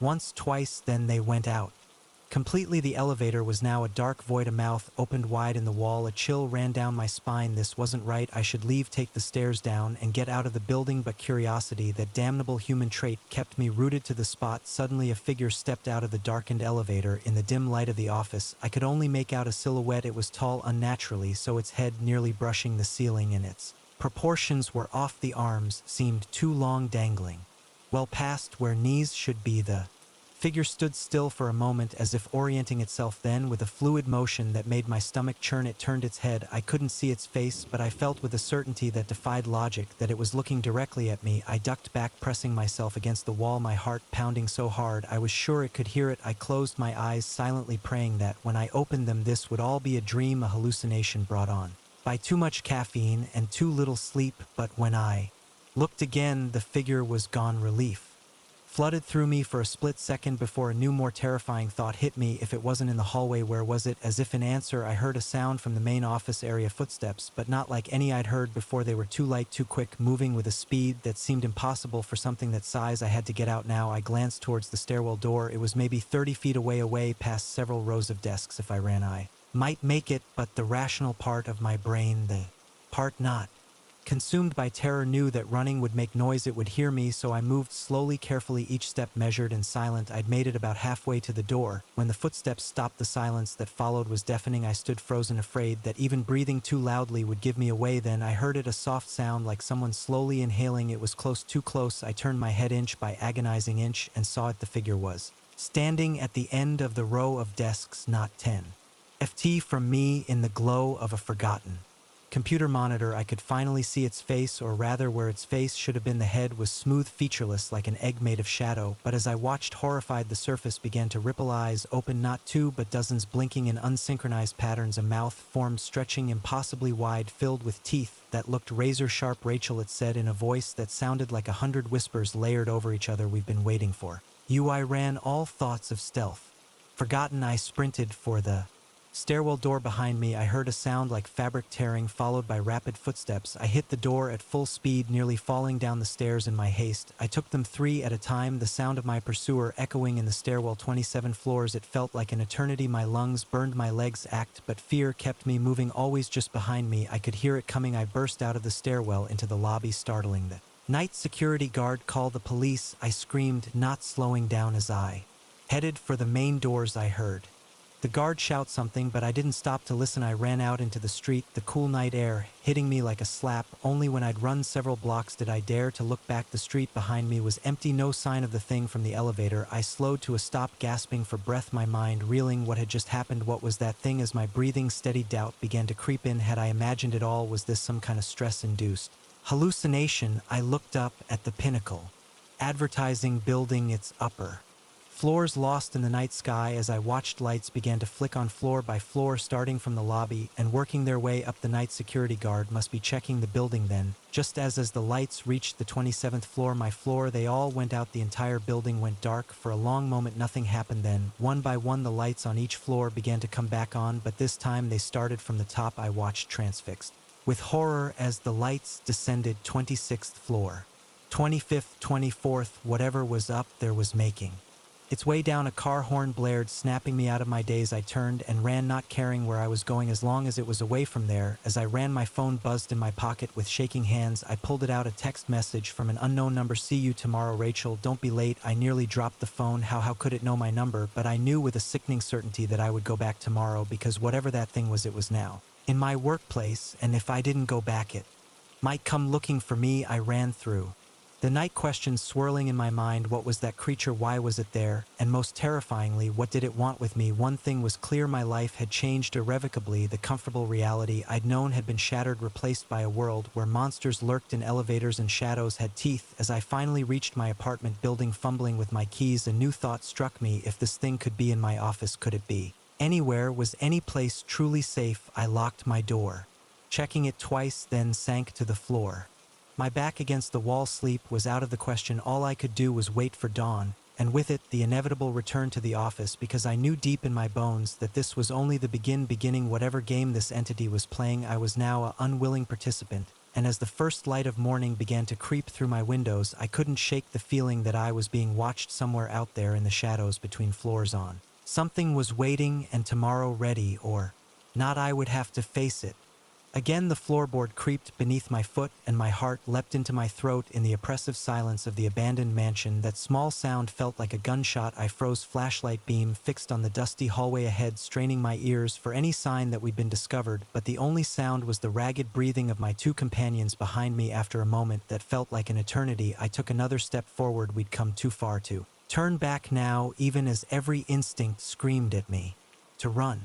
My name is Alex Reeves, and I'm what you might call an urban explorer. At least that's how I started out. These days, I'm not sure what to call myself. Maybe a fool, maybe a thrill seeker with a death wish, or maybe just someone who seemed too much to ever go back to a normal life. It all started 3 months ago, when my best friend Danny showed me a video he'd found online. It was shaky footage of an old mansion on the outskirts of our city. The place had been abandoned for decades, the subject of countless local legends. But this video was different. It showed lights moving in the window, shadows that didn't match any sourcing, and at the very end, just for a split second, a face in one of the upper windows, a face that wasn't human. Danny was convinced it was elaborate special effects, a viral marketing stunt for some new horror movie, but I wasn't so sure. There was something about that face, something that sent a chill down my spine every time I watched it, so we decided to check it out ourselves. Danny, me, and our other friend Sarah, who had a popular YouTube channel dedicated to debunking paranormal hoaxes. We figured a best case scenario, we'd get some cool footage for her channel. Worst case, we'd have a fun night exploring a creepy old house. We had no idea what we were really walking into. The mansion loomed before us, a crumbling Victorian monstrosity, it silhouetted against the night sky. Even from the outside, it was clear this place had once been grand. Now, with its peeling paint and boarded up windows, it looked like something out of a nightmare. Last chance to back out, Sarah whispered, her camera already rolling. Danny grinned, but I could see the nervousness in his eyes. No way, we came here for answers, and we're going to get them. I nodded, trying to ignore the knot of dread in my stomach. Let's do this. Getting inside was easier than we expected. One of the ground floor windows had already been pried open, the boards covering it removed. As we climbed through, the musty smell of decay hit us like a wall. God, it reeks in here, Danny muttered, pulling his shirt up over his nose. Sarah swept her camera around the room. Looks like we're not the first ones to come snooping. She was right. The floor was covered in footprints, clearly visible in the thick layer of dust, but something about them seemed off. Some were normal shoe prints, but others looked like no footprint I'd ever seen before. We made our way deeper into the house, our flashlight beams cutting through the darkness. Every room told a story of faded grandeur and long abandonment. Moth-eaten curtains, furniture covered in sheets, paintings on the walls so coated in grime there. Subjects were unrecognizable, but there were other things, two things that didn't fit in one room. We found a circle of candles, the wax still soft, as if they'd been lit recently. In another, strange symbols were carved into the floorboards, their edges fresh and clean against the weathered wood. Okay, this is officially creepy, Sarah said, her usual skepticism faltering. That's when we heard it, a thump from somewhere above us, followed by the unmistakable sound of footsteps. We all froze, looking at each other with wide eyes. Maybe it's just another explorer, Danny suggested, his voice barely above a whisper, but we all knew that couldn't be true. We hadn't seen any other cars on the long overgrown driveway leading to the mansion, and those footsteps, they didn't sound quite right. Too heavy, too deliberate. We should check it out, I said, surprising myself. Part of me wanted to run, to get as far away from this place as possible, but a larger part, the part that had always pushed me to explore abandoned places and seek out the unknown, was burning with curiosity. We made our way up the grand staircase, its once plush carpet now threadbare beneath our feet. The upper floor was, if possible, even more unsettling than the ground level. The hallway seemed to stretch on forever, doors lining both sides, and at the very end a soft glow spilled out from beneath one of the doors. That's where we were heading now, inching our way down the hallway, every creak and groan of the old house setting our nerves on edge. As we neared the door, I could make out voices.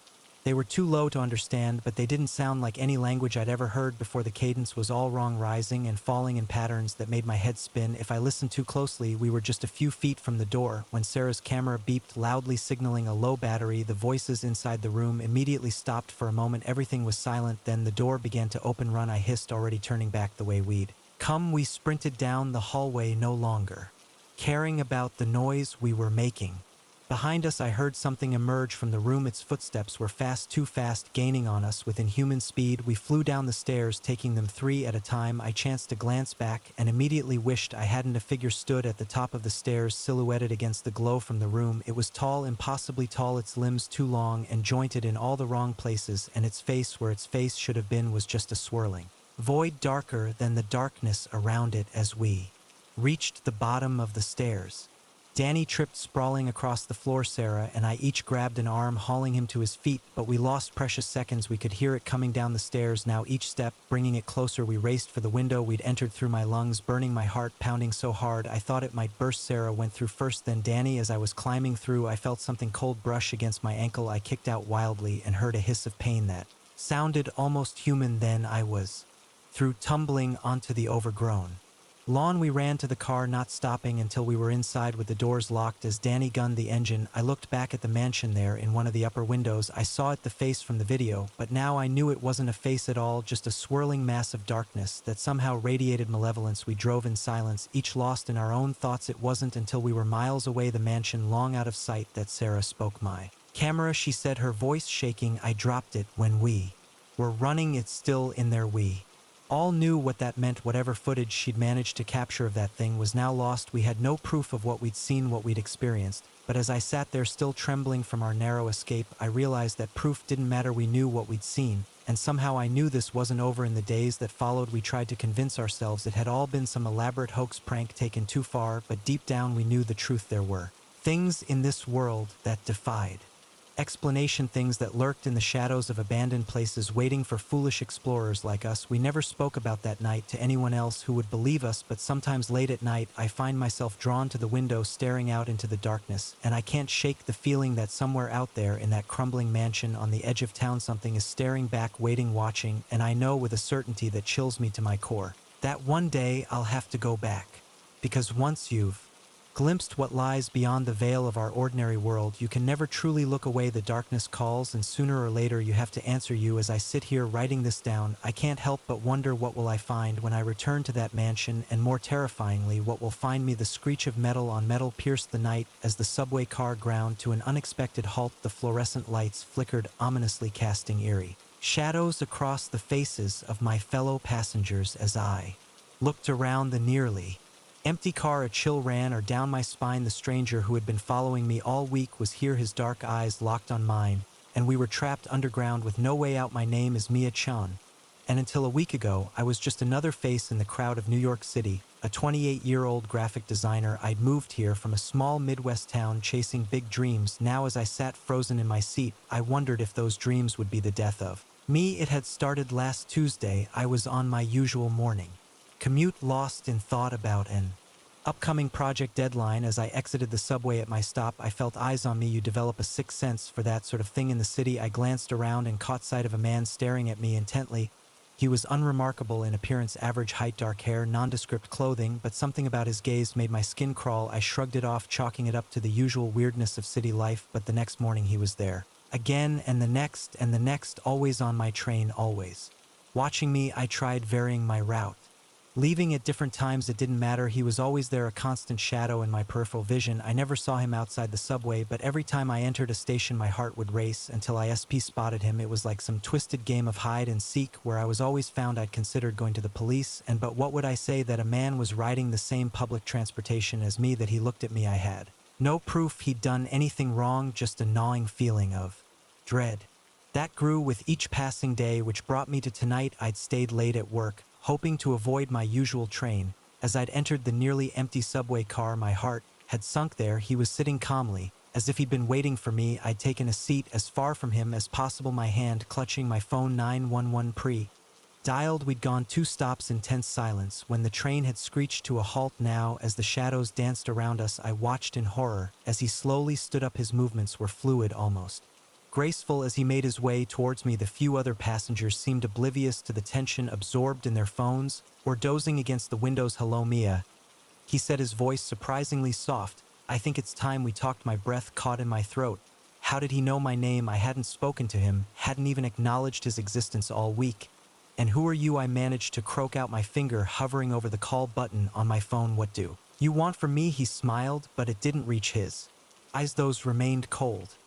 "Calculating who I am isn't important. What's important is who you are, Mia, or rather who you're going to become." A hysterical laugh bubbled up in my throat. This couldn't be happening any moment now. I'd wake up in my bed this whole week, nothing but a bad dream, but the cold metal of the subway seat beneath me, the AC smell of the tunnel outside, the very real man standing before me. It was all too vivid to be a dream. "I don't understand," I said, hating how small my voice sounded. He sat down across from me, leaning forward with his elbows on his knees. "Of course you don't, not yet, but you will. You see, Mia, you're special, you just don't know it yet." I shook my head, confusion and fear wearing inside me. "I'm not special, I'm nobody, just leave me alone, please." His eyes hardened. "You don't get to decide that, Mia. We've been watching you for a long time. We know what you're capable of." I glanced around the car, suddenly sure that the other passengers were in on it, that this was some elaborate setup, but they remained as disinterested as before. "Yes, he confirmed. "There are more of us than you can imagine, Mia. We been guiding humanity from the shadows for millennia, and now it's your turn to join us." I stood up abruptly, no longer caring if I appeared crazy to the other passengers. "I don't know what you're talking about, and I don't want to. Just stay away from me." I moved to push past him, intending to pound on the driver's compartment door if I had to, but as I tried to step around him, his hand shot out, gripping my wrist with inhuman strength. "You don't have a choice, me," he said, his voice still calm, but with an edge of steel beneath it. "The process has already begun. Haven't you noticed the changes?" I tried to pull away, but his grip was like iron. "What changes?" "Let go of me." But even as I said it, I knew what he meant. The headaches I'd been having all week, the strange dreams, the moments when I swore I could hear other people's thoughts. "That's right," he said, as if reading my mind. "Maybe he was your abilities are awakening, but you need guidance training. Without us, you'll lose control, and trust me, you don't want that to happen." The lights in the subway car flickered again, and this time they stayed off in the darkness. I felt something change in the air around us. It became charged electric, and suddenly I could see everything. The thoughts of the other passengers flowed into my mind like water. The complex systems of the subway car laid themselves out before me like a 3D blueprint, and the man holding my wrist, I saw what he truly was. Not human, not even close. I recoiled, yanking my arm free with strength I didn't know I possessed. "What are you?" I gasped in the darkness. His eyes began to glow with an inner light. "We are the Watchers, Mia, the guardians of humanity's evolution, and you are the next step." The subway car lurched, the lights sputtering back to life. As if a spell had been broken, the world snapped back into normal focus. The other passengers stirred, grumbling about the delay. The man, the Watcher, stood up. "This isn't over, Mia. We'll be in touch." And just like that, he was gone, not through a door, not to another part of the car. He simply vanished. Between one blink and the next, the train started moving again, and I sank back into my seat, my mind reeling what had just happened, what was happening to me. As we pulled into the next station, I stumbled out onto the platform, gulping in the stale subway air like it was the freshest mountain breeze. My phone buzzed in my pocket. With shaking hands, I pulled it out. A text from an unknown number. "Welcome to the truth, Mia. Your training begins tomorrow." I stared at the screen, a mix of terror and excitement coursing through me. Part of me wanted to run, to hide, to pretend none of this was happening, but a larger part, a part that felt like it was waking up after a long sleep, was curious, eager. Even as I made my way up to the street, the city seemed different, brighter, somehow more alive. I could feel the pulse of millions of lives around me, a symphony of thoughts and emotions I'd never been aware of before. I looked up at the night sky, barely visible through the light pollution and skyscrapers. Somewhere up there, I knew the Watchers were looking down, waiting, and I had a choice to make. Did I run from this newfound power and the mysterious beings that came with it, or did I embrace it, step into a world I never knew existed? As I walked home, my mind swirling with possibilities, I realized the choice had already been made. There was no going back to my old life, my old self. For better or worse, I was on a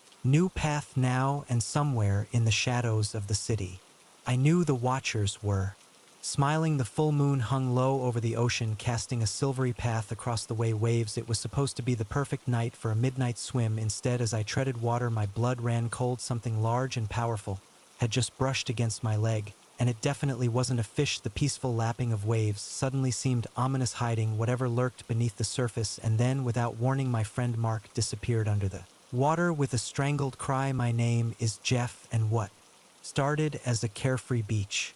Night with friends had just turned into a nightmare. We were four recent college grads, me, Mark, Zoe, and Tyler, celebrating our last summer of freedom before diving into the real world mind of corporate jobs and adult responsibilities. We'd been camping on this secluded beach for 3 days, and tonight was supposed to be the grand finale of our trip. The day had been perfect: sunshine, beach volleyball, and cold beers around bonfire as we watched the sunset as night fell and the moon rose. Someone, I think it was Tyler, had suggested a midnight swim. Come on, guys, he'd said, already stripping down to his swim trunks. When are we ever going to get a chance like this again? Full moon, warm water, not another soul for miles. We'd all agreed, caught up in the magic of the moment. Zoe and I had changed into our swimsuits, while Mark had just shucked off his shirt and jumped in wearing his shorts. We'd waited out until the water reached our chests, laughing and splashing each other like kids. That's when I'd felt it, something solid and alive brushing past my leg. I'd frozen, my laughter dying in my throat. Guys, I'd started to say, but Mark's sudden disappearance cut me off now as the ripples from where he'd vanished spread outward. We all stared at each other in shock. Mark, Zoe called out, her voice trembling, Mark, this isn't funny. But we all knew this wasn't a joke. Mark was a strong swimmer, but he'd gone under so fast without even a splash. We need to get out of the water,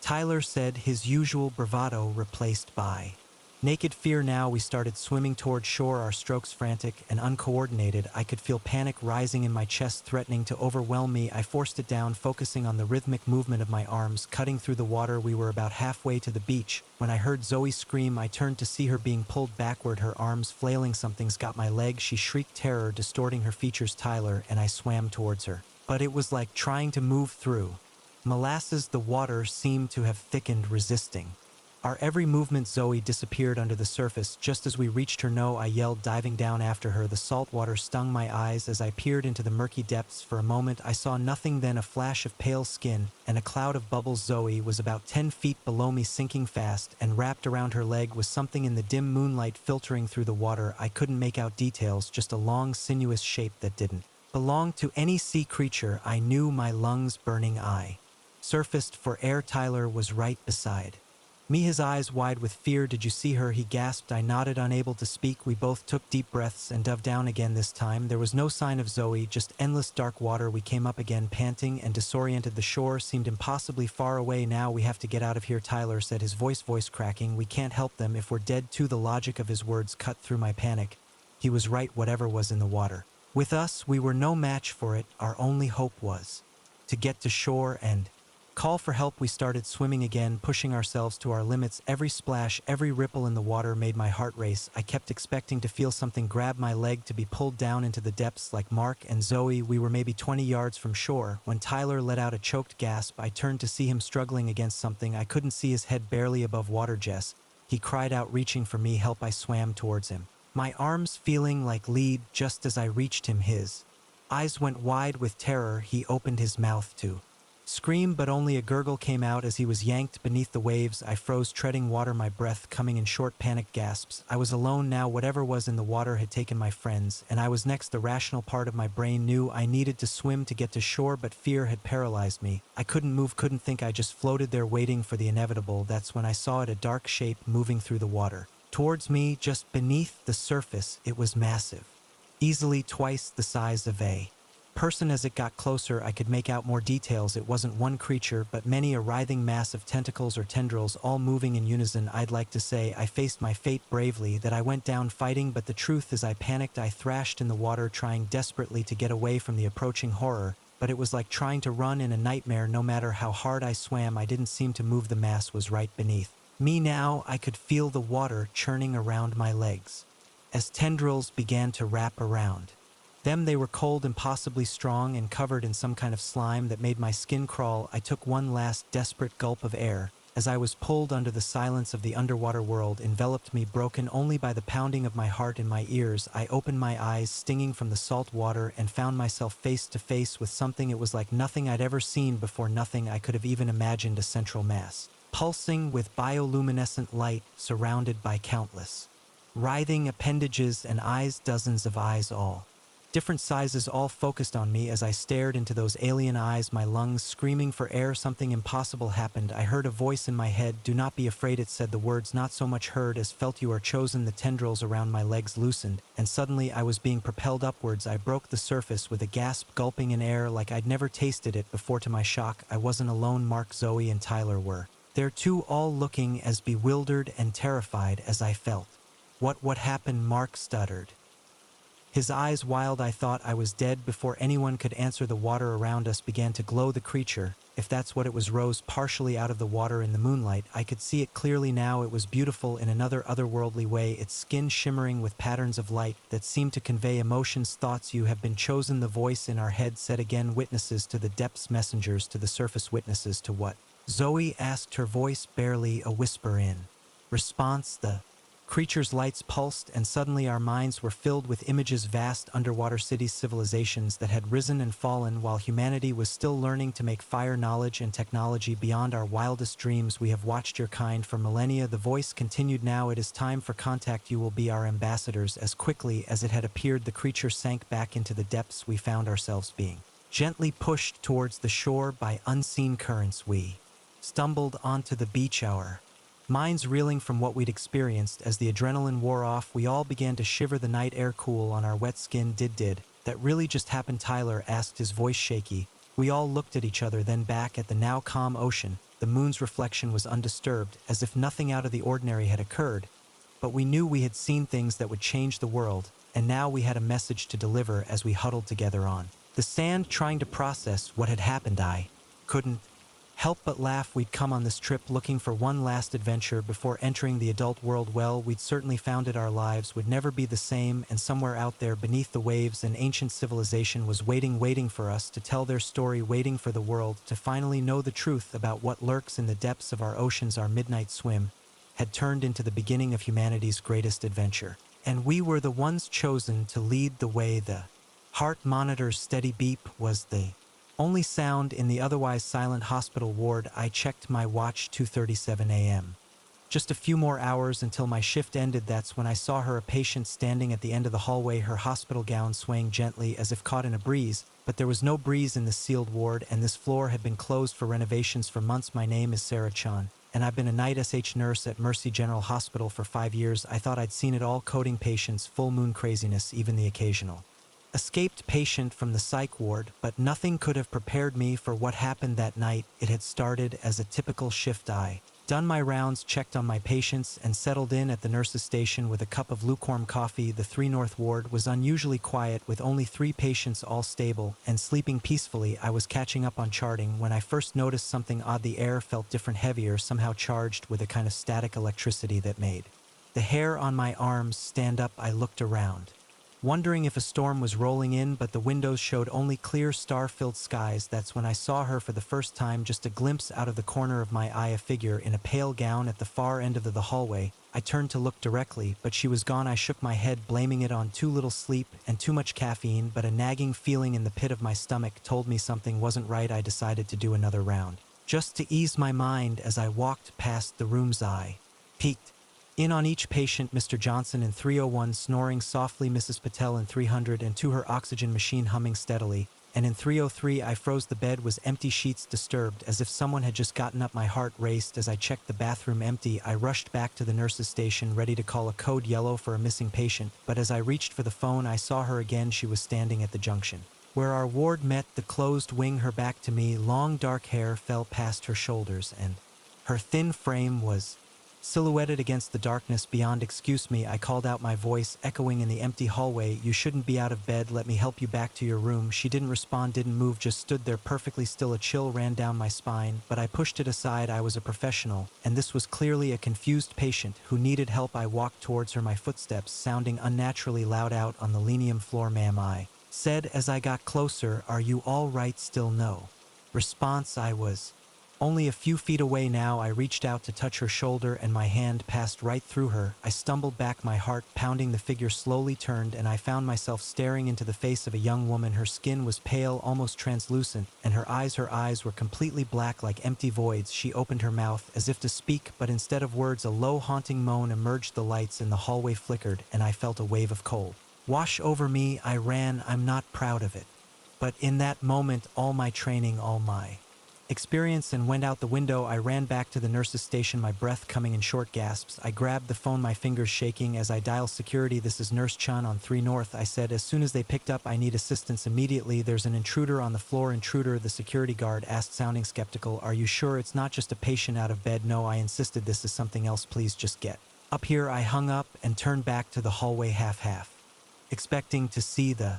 ghostly woman right behind me, but the corridor was empty. The oppressive atmosphere remained, though, like the air before a thunderstorm. I forced myself to take deep breaths, trying to calm my racing heart. There had to be a logical explanation for what I'd seen. Maybe I was more tired than I realized. Maybe someone was playing an elaborate prank, but deep down I knew what I'd seen wasn't natural, wasn't human. The elevator dinged in two. Security guards stepped out. I quickly filled them in on what had happened, leaving out the part about my hand passing through the figure. Even in my shaken state, I knew how that would sound. "All right," the older guard said, looking concerned. "We'll do a sweep of the floor. You stay here at the station. If you see anything at all, you call us immediately." I nodded, grateful for their presence. As they moved down the hallway, their flashlights cutting through the shadows, I felt some of my fear subside. Whatever was going on, I wasn't alone anymore. But as the minutes ticked by, my unease grew. The guards had been gone too long. The floor wasn't that big. They should have been back by now. I was about to call them on the radio when the lights went out, all of them at once. Even the emergency lights failed to kick in. The only illumination came from the faint glow of the computer screens at the nurse's station. In the sudden darkness, I heard footsteps coming from the direction of the closed wing, but they didn't sound like the heavy tread of the security guards. These were lighter, almost ethereal. I fumbled for my phone, turning on its flashlight. The beam seemed pitifully small against the encompassing darkness. I swept it down the hallway and felt my blood turn to ice. She was there, the ghostly woman, but she wasn't alone. Behind her, I could make out other figures, dozens of them, all in hospital gowns, all with those same black, empty eyes. They began to move towards me, their movements jerky and unnatural. I backed away, my mind screaming at me to run, but my body refusing to move. As they got closer, I began to recognize some of them. Mr. Cooper, who had died of a heart attack last month; Mrs. Sanchez, a cancer patient we'd lost just last week; and at the front, my breath caught in my throat. It was Dr. Patel, my mentor, who had passed away years ago. They surrounded me, their cold presence making it hard to breathe. I closed my eyes, certain that this was the end, but then I felt a hand on my shoulder, a warm hand. I opened my eyes to see Dr. Patel, not the ghostly version, but as I remembered him in life. He smiled at me, his eyes kind. "It's all right, Sarah," he said, his voice echoing as if from a great distance. "We're not here to harm you." What's happening?" I managed to ask, my voice barely above a whisper, a thinning of the veil. He replied, "Once a year on this night, the boundary between our world and yours weakens. We can cross over just for a little while." "But why?" I asked, looking around at the sea of familiar faces. "Why come back?" A sad smile crossed Dr. Patel's face. "Some of us have unfinished business. Some just want to see their loved ones one last time, and some," he paused, looking at me intently, "some come to deliver a message." He leaned in close, whispering words that would change my life forever. As he spoke, the other spirits began to fade, the darkness receding. By the time he finished, I was alone again in the hallway, the lights flickering back to life. I stood there stunned as the reality of what had just happened washed over me. The elevator dinged, and the security guard stepped out, looking confused. "Did you call us?" one asked. "We got a call, but when we came up here earlier, everything seemed fine." I opened my mouth to explain, then closed it again. How could I possibly describe what I just experienced? False alarm, I heard myself saying. "Everything's fine now." As they left, I sank into the chair at the nurse's station, my mind reeling. I knew that come morning I'd have to make some difficult decisions. The message Dr. Patel had given me, it wasn't something I could ignore. But for now, as the first light of dawn began to creep through the windows, I allowed myself a moment to simply breathe, to exist in a world that had suddenly become much larger, much stranger, and infinitely more wondrous than I'd ever imagined. The night shift would never be the same again, and neither would I. The crackle of static from the baby monitor sent a chill down my spine. I'd put the kids to bed an hour ago, but what I heard next made my blood run cold. It wasn't the sound of a fussy baby or a child having a nightmare. It was a man's voice, low and menacing, whispering, "I see you." I froze, my eyes darting to the front door I'd locked hours ago, then to the stairs leading to the children's bedrooms. How could someone be up there? And more terrifying, how long had they been watching us? My name is Emily, and what started as a routine babysitting gig quickly turned into the most terrifying night of my life. I'm a 17-year-old high school senior saving up for college by watching the neighbors' kids a few nights a week. The Petersons were great. They had two adorable children, Mia 5 and Ethan 2, and they always paid well. I'd been sitting for them for almost a year and nothing out of the ordinary had ever happened until tonight. It had been a normal evening. I'd arrived at 6 p.m. Just as Mr. and Mrs. Peterson were heading out for their date night, they'd left money for pizza emergency contact numbers on the fridge eyes and strict instructions for the kids to be in bed by 8:30 WEC, be back around midnight. Mrs. Peterson had said, giving me a warm smile, call if you need anything. The first few hours went smoothly. We had pizza, played some board games, and I managed to get both kids bathed and in bed right on schedule. I'd settled onto the living room couch with my homework, enjoying the quiet. That's when I first noticed something odd. A flicker of movement outside the window caught my eye. I got up to look, but the front yard was empty, bathed in the orange glow of the streetlights. Must have been a cab or something, I thought, shrugging it off. But as I sat back down, I couldn't shake the feeling that I was being watched. The hairs on the back of my neck stood up, and every creak of the old house made me jump. I turned on the TV, hoping the background noise would calm my nerves. It was just past 11 p.m. when I heard that chilling voice through the baby monitor. My first instinct was to run to get out of the house and call the police, but I couldn't leave the children. What if the intruder was already up there with them? With shaking hands, I picked up my phone. I had to call for help, but I was afraid any noise might alert the intruder. I decided to text Mr. Peterson instead. Emergency. Someone in the house, call police. Seconds after I hit send, my phone buzzed with an incoming call. Mr. Peterson.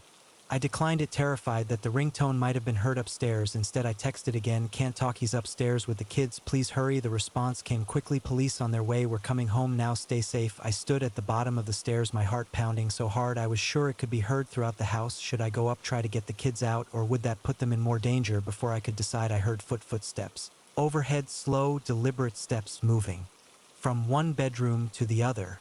Then silence. The baby monitor crackled to life again. Come upstairs, Emily, the voice said, sending shivers down my spine. The children want to say goodnight. Panic threatened to overwhelm me. How did he know my name? What had he done to Mia and Ethan? I looked at my phone, praying to see flashing lights outside, but the street remained dark and quiet. I took a deep breath, trying to steady myself. I had to do something. I couldn't just stand here while some maniac was upstairs with those innocent kids. I looked around for a weapon, anything I could use to defend myself. My eyes landed on a heavy table lamp. It wasn't much, but it was better than nothing. I unplugged it and gripped it tightly, my palms sweaty against the cool ceramic. As I placed my foot on the first step, it creaked loudly. I froze, listening intently, but heard nothing from upstairs. Slowly, carefully, I began to climb. Each step felt like an eternity. The silence was oppressive, broken only by the sound of my ragged breathing and the pounding of my heart. As I reached the top of the stairs, I paused, trying to decide which room to check first. Mia's room was closest. The door was ajar, a sliver of darkness visible through the crack. I pushed it open slowly, wincing at the slight squeak of the hinges. The room was dark, illuminated only by the glow of Mia's nightlight. I could make out her small form under the covers, apparently asleep. But where was the intruder? I moved to Mia's bed, gently shaking her shoulder. Mia, I whispered. Mia, wake up. We need to go. She didn't stir. Fear clutched at my heart. As I pulled back the covers, it wasn't Mia, it was just pillows arranged to look like a sleeping child. A floorboard creaked behind me. I spun around, raising the lamp, ready to swing, but the doorway was empty. The hallway beyond was dark, and still my breathing was coming in short gasps now. Where were the kids? Where was the intruder? I backed out of Mia's room, my eyes darting from shadow to shadow. Ethan's room was next. The door was closed. With a trembling hand, I reached for the knob. Just as my fingers touched the cool metal, I heard it, a giggle, a child's giggle coming from downstairs. I froze, my mind reeling. How was that possible? I'd been at the bottom of the stairs this whole time. No one could have gotten past me unless they'd been down there all along. The realization hit me like a physical blow. The intruder hadn't been upstairs. He'd been downstairs with me this whole time, and now he had the children. I turned to run back downstairs, but as I did, the door to Ethan's room swung open. The man stood there, a dark silhouette against the deeper darkness of the room. He was tall, impossibly tall, his head nearly touching the top of the door frame. Hello, Emily, he said, his voice the same chilling whisper I'd heard on the baby monitor. I've been waiting for you. I didn't think. I just reacted. I swung the lamp with all my might, aiming for where I thought his head would be. There was a sickening crunch as it connected, and the figure crumpled to the ground. I didn't wait to see if he was out cold. I ran, taking the stairs two at a time, nearly falling in my haste. I could hear the children now, their voices coming from the kitchen. I burst into the kitchen, ready to grab the kids and run, but what I saw stopped me in my tracks. Mia and Ethan were sitting at the kitchen table, happily eating ice cream, and standing next to them, looking confused and concerned, were Mr. and Mrs. Peterson. Emily, Mrs. Peterson said, her brow furrowed with worry. Are you all right? You look like you've seen a ghost. I stood there gasping for breath, my mind struggling to process what I was seeing. But the intruder upstairs, I heard him on the baby monitor. Mr. Peterson stepped forward, placing a gentle hand on my shoulder. Emily, there's no one else here. We came home early and found the kids awake. They said you told them they could have a midnight snack. I shook my head, unable to form words. This couldn't be happening. It had all felt so real. Mrs. Peterson guided me to a chair, her face etched with concern. I think you might have fallen asleep, dear. Had a nightmare, perhaps, as the adrenaline began to fade. Doubt crept in. Had it all been a dream? But it had. Felt so vivid, so terrifyingly real. But I hit him. I mumbled upstairs with the lamp. Mr. Peterson disappeared upstairs, returning a few moments later. All the lamps are where they should be, Emily, and there's no one up there. I sat there, my mind reeling, as the Petersons tried to comfort me. They assured me it was just a bad dream, probably brought on by stress from school. They even offered to drive me home, but as I gathered my things to leave, still shaken, I couldn't shake the feeling that something wasn't right. Dream or not, the fear had been real. The voice on the baby monitor, the feeling of being watched, it had all felt too vivid to be just a nightmare. As Mr. Peterson drove me home, I stared out the window at the dark, quiet streets. I knew one thing for certain: I would never say, wait, what was that? In the rearview mirror, just for a second, I thought I saw a figure in the back seat grinning at me with too many teeth. But when I turned to look, there was nothing there, just my imagination. It had to be right. The shimmering heat haze on the horizon morphed into a human shape, and my heart skipped a beat. A lone figure stood on the empty road ahead, thumb outstretched. As we sped past, I caught a glimpse of a weary face and desperate eyes. My wife, Sarah, let out a small gasp. Did you see that? She asked. I nodded, my knuckles white on the steering wheel, because I had seen it, and I knew we'd see it again. The same hitchhiker miles down the road, impossibly ahead of us. My name is Mike Callahan, and what started as a cross-country road trip with my wife quickly descended into a nightmare that defied explanation. We had been driving for hours through the Nevada desert, the monotonous landscape broken only by the occasional gas station or ramshackle diner. It was our 5th wedding anniversary, and we decided to drive from our home in San Francisco to the Grand Canyon, taking the scenic route through the heart of the American Southwest. The first few days had been great. We'd sung along to old songs on the radio, played silly road trip games, and marveled at the changing landscapes. But as we entered the vast emptiness of the Nevada desert, something changed. The air felt heavier, the silence more rive. Even the radio seemed affected, picking up nothing but static, no matter how much I fiddled with the dial. We first saw the hitchhiker about an hour into the Nevada stretch. He appeared suddenly, as if materializing out of the heat haze, a lone figure on the side of the road, arm outstretched, eyes hidden behind dark sunglasses. As we zipped past at 70 miles per hour, I caught only a fleeting glimpse: tan skin, ragged clothes, a backpack that had seen better days. Should we have stopped? Sarah asked, twisting in her seat to look back. I shook my head. You know the rules, honey. Never pick up hitchhikers, especially out here in the middle of nowhere. She nodded, but I could see the concern in her eyes. I hope he'll be okay. It's brutal out there. I assured her someone else would probably pick him up, and we continued on our way, but I couldn't shake an uneasy feeling that had settled in the pit of my stomach. About 20 minutes later, we saw him again. Same pose, same clothes, same desperate stance.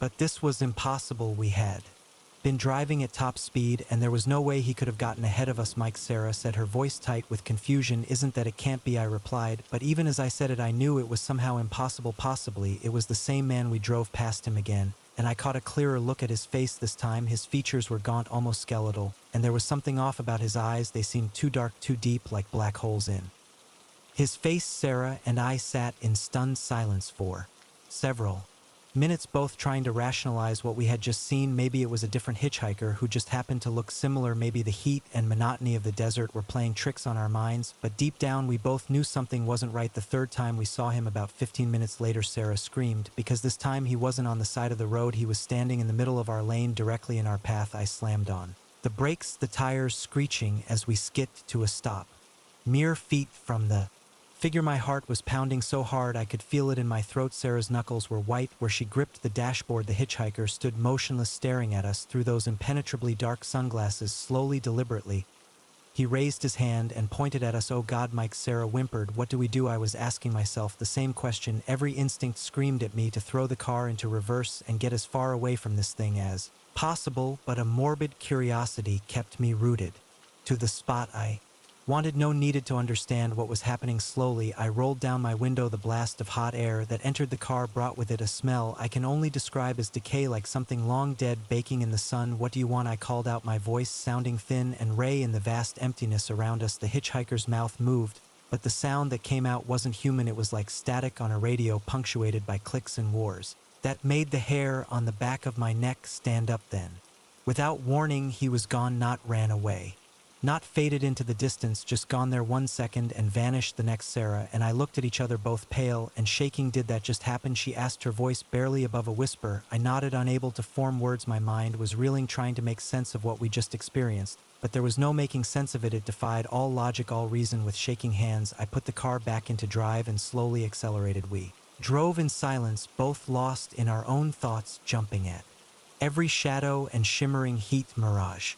On the horizon, as the sun began to set, painting the desert in shades of orange and purple, we spotted a small diner on the side of the road. By unspoken agreement, I pulled in. We both needed a break, a chance to collect ourselves, and maybe find some normally in a cup of coffee and a slice of pie. The diner was nearly empty, just a couple of truckers at the counter, and an old man in a booth by the window. As we slid into a booth, a waitress approached, her name tag identifying her as Darlene. What can I get you folks? She asked, her pen poised over her notepad. We ordered coffee and pie, and as Darlene walked away, I found myself blurting out, have you ever heard any strange stories about this stretch of road? Darlene paused, turning back to us with a frown. Strange? How? I hesitated, not sure how to explain without sounding crazy. Like unexplainable things, people seeing things that can't be real. A look passed over Darlene's face, concern mixed with something else, recognition. Maybe. She glanced around the diner, then leaned in close. You saw him, didn't you? She whispered. The hitchhiker. Sarah gasped, and I felt a chill run down my spine. You know about him? I asked. Darlene nodded solemnly. He's been haunting this road for as long as anyone can remember. Some say he's the ghost of a man who died out here forever trying to catch AR to safety. Others say he's something else, something not of this world. She straightened up, her expression becoming guarded. But that's just silly superstition, of course. I'm sure whatever you saw was just a trick of the light. The desert can play havoc with your senses, you know. With that, she hurried off to get our order. Sarah and I sat in stunned silence, trying to process what we just heard. Mike, Sarah said finally, her voice trembling, I want to go home. I don't care about the Grand Canyon anymore. I just want to get out of here. I nodded, reaching across the table to squeeze her hand. We'll leave first thing in the morning. We'll find a motel for the night and then head back to California at dawn. But as I said it, a nagging doubt noted at me. Would it be that easy? Would the hitchhiker let us leave? We ate our pie in silence, both lost in our own thoughts. As we were paying the bill, I noticed the old man in the booth by the window watching us intently. As we turned to leave, he spoke up. You can't outrun him, you know, he said, his voice growly with age. Once he set his sights on you, there's no escape. I felt Sarah stiffen beside me. What do you mean? I asked, even as part of me screamed not to engage, not to know more. The old man's rheumy eyes fixed on me. He's not looking for a ride, son. He's looking for a replacement, someone to take his place on this godforsaken stretch of road, so he can finally move on. A chill ran through me. How do you know all this? A sad smile crossed the old man's weathered face. Because I've been running from him for 40 years, ever since that night I drove past him thinking I was being smart by not picking up a hitchhiker. He turned back to the window, his eyes scanning the darkening desert outside. You can't escape him, he repeated softly, no matter how far or fast you drive, he'll always be there waiting until you give in or until you find someone else to take your place. Sarah tugged at my arm, her eyes wide with fear. Let's go, Mike, please. I nodded, guiding her out of the diner. As we walked to our car, the old man's words echoed in my head. You can't escape him. We drove through the night, pushing the speed limit, both of us jumping at every shadow on the road. But no matter how fast we went, no matter how many miles we put behind us, I couldn't shake the feeling that we were being followed. And every time I looked in the rearview mirror, I half expected to see a gaunt figure in the back seat, grinning at me with too many teeth, ready to claim his replacement. The desert stretched endlessly before us, and I knew with a certainty that chilled me to my core that our journey was far from over. The hitchhiker was out there waiting, and sooner or later we would have to face him again. The first knock came at midnight, a soft tapping that barely registered over the howling wind. I ignored it, chalking it up to debris blown against the lighthouse door. But as the night wore on, the knocking grew louder, more insistent. By 3 a.m.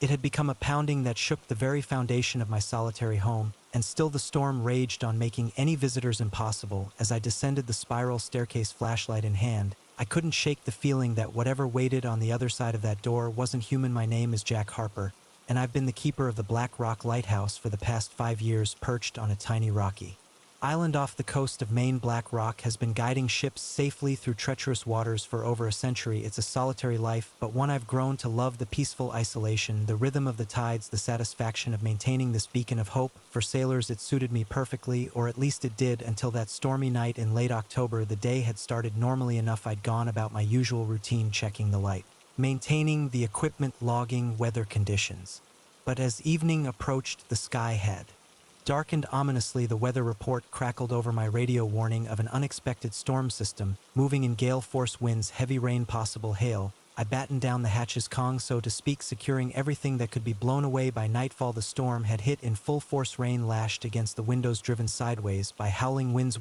Waves crashed against the rocky shore, sending spray high enough to reach the lower windows of the lighthouse. As I climbed the stairs to light the beacon, I couldn't help but feel a sense of pride. This was why I was here on nights like this. My light might be the only thing standing between a ship and disaster. I settled in for a long night, brewing a pot of strong coffee and pulling out a well-worn paperback. The storm provided a constant backdrop of sound: wind, rain, crashing waves. It was almost soothing in its intensity. That's when I heard it, a knock at the door. At first I thought I'd imagined it. Who could possibly be out there? In this weather, the island was uninhabited save for me, and the nearest shore was miles away. I returned to my book, but a few minutes later I heard it again, 3 distinct knocks, barely audible over the storm. I set my book down, listening intently for several long moments. There was nothing but the sound of the storm. Then, just as I was about to convince myself I'd imagined it, the knocking came again, louder this time. A chill ran down my spine. This wasn't possible. No one could have made it to the island in this weather. And even if they had, they'd have radioed ahead. I always kept my radio on, especially during storms. I tried to rationalize it. Maybe some debris had blown against the door, or perhaps some part of the lighthouse was coming loose in the wind. But as the night wore on, the knocking became more frequent, more insistent. It moved around the lighthouse, sometimes at the front door, sometimes at the back, occasionally even seeming to come from the windows high above. By 3 a.m. it had become a constant rhythmic pounding that I could feel through the floors. It was impossible to ignore, impossible to explain away. Fear and curiosity wared within me. Every instinct screamed at me to stay put, to wait out the storm and pretend I couldn't hear the impossible knocking. But another part of me needed to know, needed to understand what was happening. With shaking hands, I picked up my heavy-duty flashlight. Its weight was reassuring in my hand as I began to descend the spiral staircase. The pounding grew louder as I approached the door. I could feel the vibrations through the soles of my feet. My heart was racing, my palms sweaty on the flashlight. I reached for the door handle, then hesitated. What if it was someone who needed help, a shipwreck survivor perhaps, who had somehow made it to the island? I couldn't just leave them out there in the storm. Taking a deep breath, I undid the locks and pulled the door open. The wind nearly knocked me off my feet, driving rain and sea spray into my face. I raised the flashlight, squinting against the onslaught. There was no one there. I swept the beam of light across the small porch, then out towards the rocks. Nothing but wind and rain and crashing waves. Relief flooded through me, followed quickly by confusion. If no one was there, what had been making that noise? That's when I saw it, just at the edge of my flashlight's beam, down by the shore, a figure standing motionless amidst the chaos of the storm. I blinked, sure I was seeing things, but when I looked again, and it was still there, tall and thin. It seemed to be wearing some kind of long coat that whipped about in the wind. Its face was hidden in shadow. Hello, I called out, my voice nearly lost in the howling wind. Do you need help? The figure didn't move, didn't respond, just stood there facing the lighthouse, facing me. A wave of unease washed over me. Something about this was very, very wrong. I was about to retreat inside and radio for help when the figure moved. It raised one arm, pointing directly at me, and then impossibly it began to walk forward, not along the shore, but straight towards me across the surface of the churning water.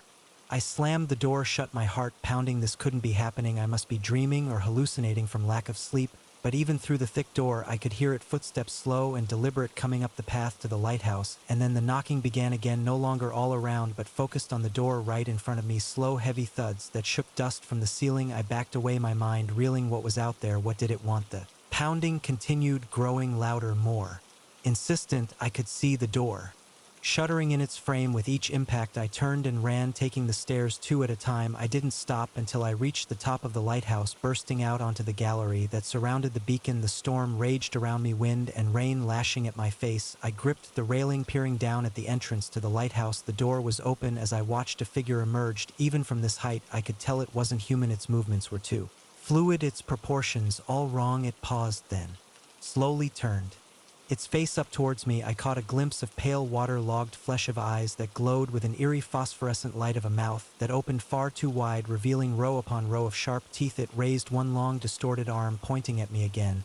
And then it began to climb, not using the stairs inside, but scaling the outside of the lighthouse. Its movements were quick, jerky, like a spider crawling up a wall. I stood frozen in horror, unable to move. As it drew closer, the wind carried its voice to me, a sound like rushing water and grinding Stones that somehow formed words. Keeper, it said, your time has come. In that moment, I understood the stories I dismissed as superstition, the warnings from the Ultimers about the true duties of a lighthouse keeper. We weren't just here to guide ships, we were guardians, keeping at bay things that lurked in the deep, things that saw our lights as a challenge, and sometimes those things came to replace us as the creature reached the gallery, pulling itself up with those long, distorted limbs. I made a choice. I was the keeper of Black Rock Lighthouse, and I would do my duty. I turned to the beacon, its light still shining bright despite the storm. With a silent apology to any ships that might be relying on it, I switched it off. The creature paused, as if confused by the sudden darkness. I took advantage of its hesitation, ducking past it, and racing down the stairs. I could hear it behind me, chittering and scratching as it gave chase, but I had lived in this lighthouse for years. I knew every step, every turn. I reached the bottom and ran out into the storm, not stopping until I reached the shore. There I turned to face the creature that had followed me. It loomed over me, its form seeming to shift and flow in the darkness, but now that we were away from the lighthouse, it seemed less sure of itself. You are the keeper, it said, its voice full of confusion and what might have been fear. I stood my ground, rain and sea spray soaking me to the bone. I am, I replied, and this is my light, my duty. You have no power here. For a long moment we stood there, human and monster, facing each other amidst the storm. Then slowly the creature began to retreat. It moved backwards step by step until it reached the water's edge. With one last look at me, it sank beneath the waves. As soon as it disappeared, I ran back to the lighthouse. My hands were shaking as I relit the beacon, its bright beam cutting through the storm. Once more I spent the rest of the night in the lantern room, watching the sea for any sign of the creature's return, but there was nothing, just the gradually calming storm and eventually the first light of dawn. As I sit here now writing this in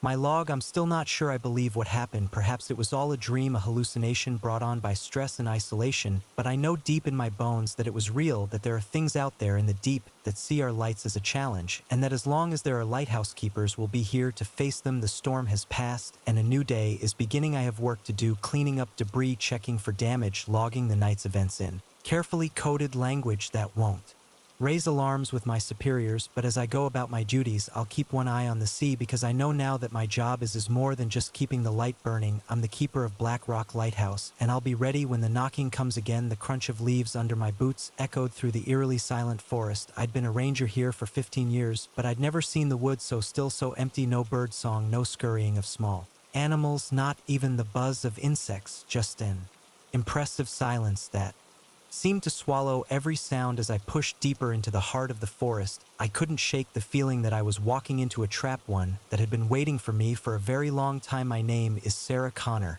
and I've dedicated my life to protecting the Whispering Pines National Forest. At 38, I thought I'd seen it all: wildfires, lost hikers, the occasional poacher, but nothing could have prepared me for what I discovered that crisp autumn morning. It started with reports from hikers about strange markings on trees. At first, I dismissed them as the work of bored teenagers or overzealous nature enthusiasts, but as the reports kept coming in, each more unsettling than the last, I knew I had to investigate. I set out at dawn, my backpack loaded with supplies for a day's hike. The morning was cool and misty, typical for October in this part of the country, but as I drove deeper into the forest, following the GPS coordinates from the latest report, something felt off. The mist seemed thicker than usual, clinging to the trees in a way that made them look almost skeletal. And the silence god. I've always loved the peacefulness of the forest, but this was different. This was wrong. I parked my truck at the trailhead and set out on foot. The path was familiar. I'd hiked it countless times before, but today it felt alien. The trees seemed to loom over me, their branches reaching out like gnarled fingers. About 2 miles and I saw the first marking. It was carved into the trunk of an old oak, the wood still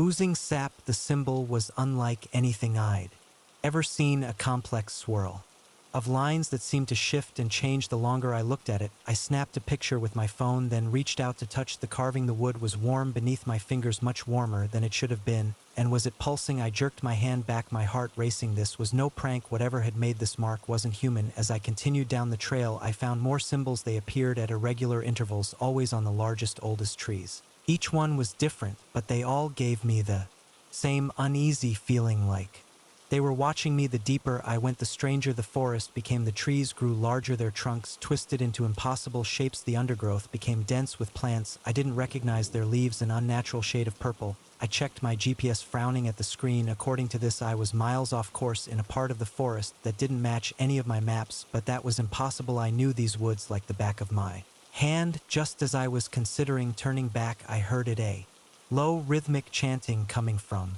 somewhere up ahead. The sound sent a chill down my spine, but I pressed on. I had to know what was happening to my forest. I emerged into a clearing and froze, my mind struggling to process what I was seeing. In the center stood a massive stone structure, a circle of rough H monoliths, each easily 20 foot tall. They were covered in the same strange symbols I'd seen on the tree, but it was what was happening inside the circle that made my blood run cold. A group of figures dressed in long robes were moving in a slow, synchronized dance.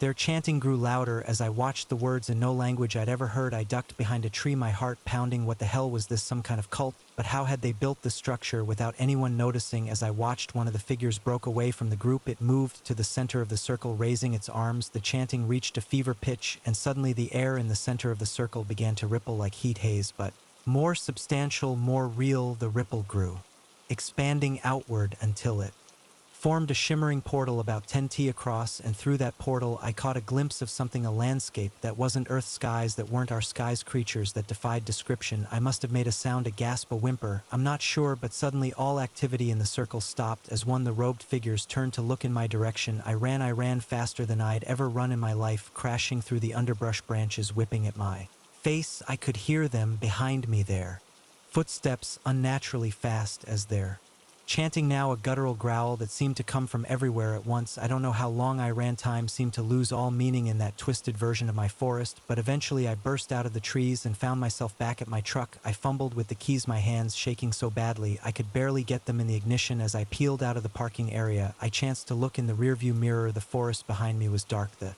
trees pressing close to the road, and just at the edge of the tree line I saw them, a line of robed figures standing perfectly still, watching me drive away. I didn't stop driving until I reached the ranger station. My colleague's Mike took one look at my pale, sweat-soaked face and sat me down with a cup of strong coffee. I told him everything, my words tumbling out in a frantic jumble. To his credit, Mike listened without interrupting. When I finished, he was quiet for a long moment. Sarah, he said finally, his voice gentle, I think you need to take some time off. The stress of the job, it can get to you.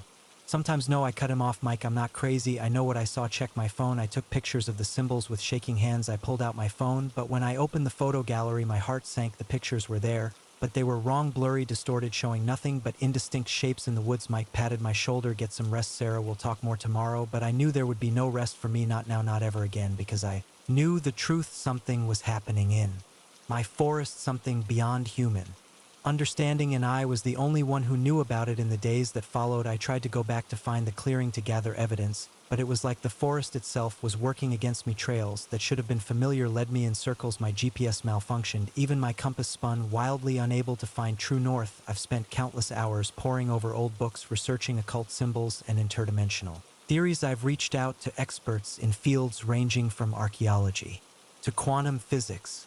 Most dismiss me as a crackpot. A few have shown interest, but none have been able to explain what I saw. As I sit here now writing this down, I can't help but look out my window at the forest that has been my home for so long. It looks the same as it always has, peaceful, serene, but I know the truth. I know what lurks in its depths. Sometimes late at night, I think I can hear it, the chanting carried on the wind, a reminder that what I saw was real, that somewhere out there in the heart of my forest a door has been opened, a door to somewhere else, and I can't help but wonder what came through that door, and more terrifyingly, what might be coming next. I know one thing for certain, I can't ignore this. I can't pretend it didn't happen. Whatever is going on in Whispering Pines, whatever cosmic horror has taken root in my forest, I have to face it. I have to find a way to close that door, because if I don't, who will? I'm just one park ranger facing something beyond human comprehension, but I'm also the only one who knows the truth, the only one who can do something about it. So tomorrow I'll go back into the forest. I'll keep searching, keep documenting, keep trying to understand, and maybe, just maybe, I'll find a way to protect not just my forest, but our entire world from whatever waits on the other side of that shimmering portal, because that's my job. I'm a ranger. I protect the forest and everyone in it, even if what I'm protecting them from is beyond their wildest nightmares. The sun is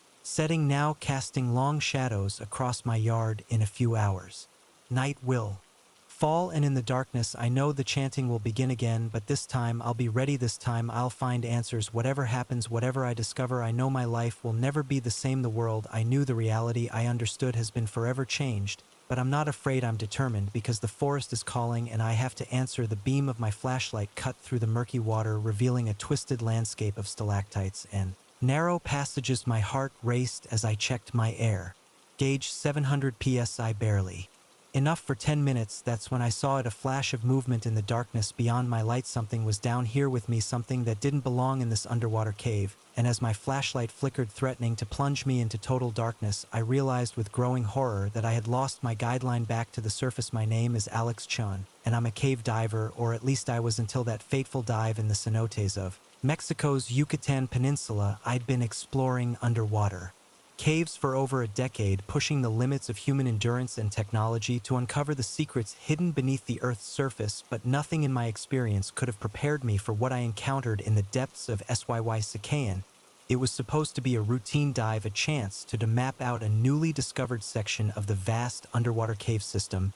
I'd assembled a small team myself, my longtime diving partner Mike and our local guide Carlos. We'd spent days preparing, checking and double-checking our equipment, reviewing our dive plan and discussing contingencies. The morning of the dive, we arrived at the cenote early, the jungle around us still shrouded in mist. As we geared up, I couldn't shake a feeling of unease. Maybe it was the unusual stillness of the air, or the way the usually crystal clear water seemed darker, more opaque than normal. "You okay, Alex?" Mike asked, noticing my hesitation. I forced a smile. "Yeah, just a little nervous energy, you know how it is before a big dive." He nodded, but I could see the concern in his eyes. Mike and I had been diving together for years. He knew me well enough to sense when something was off. We did our final equipment checks and slipped into the water. The coolness was a shock after the humid air, but it helped clear my head. As we descended into the mouth of the cave, I felt the familiar mix of excitement and trepidation that came with every dive. For the first hour, everything went according to plan. We moved slowly through the cave system, mapping as we went, marveling at the otherworldly beauty of the underwater formations. Delicate stalactites hung from the ceiling like frozen waterfalls, while stalagmites reached up from the cave floor like the grasping fingers of some subterranean giant. We were about 3,000 feet into the cave when things started to go wrong. I was in the lead with Mike about 20 foot behind me and Carlos bringing up the rear. I had just squeezed through a narrow passage when my primary light flickered. I paused, tapping the light. It stabilized, but the beam seemed weaker than before. I made a mental note to switch to my backup if it happened again. That's when I saw it, a shadow moving at the edge of my light's beam. It was gone so quickly, I almost convinced myself I'd imagined it. Almost. I signaled to Mike, asking if he'd seen anything. He shook his head, gesturing for me to continue. I hesitated, then pressed on. We were entering a large chamber when my light flickered again, this time going out completely for a heart-stopping moment before sputtering back to life. In that brief instant of darkness, I felt something brush past me, something large. I spun around, my heart pounding. My light revealed nothing but empty water and the concerned face of Mike behind me. I signaled that I was switching to my backup light, trying to keep my hand steady as I made the change. As the brighter beam of my backup light cut through the water, I saw something that made my blood run cold. Our guideline, the thin rope that was our lifeline back to the surface, had been severed. The cut end drifted lazily in the water, mocking us with its frayed edges. I turned to Mike, my eyes wide with panic behind my mask.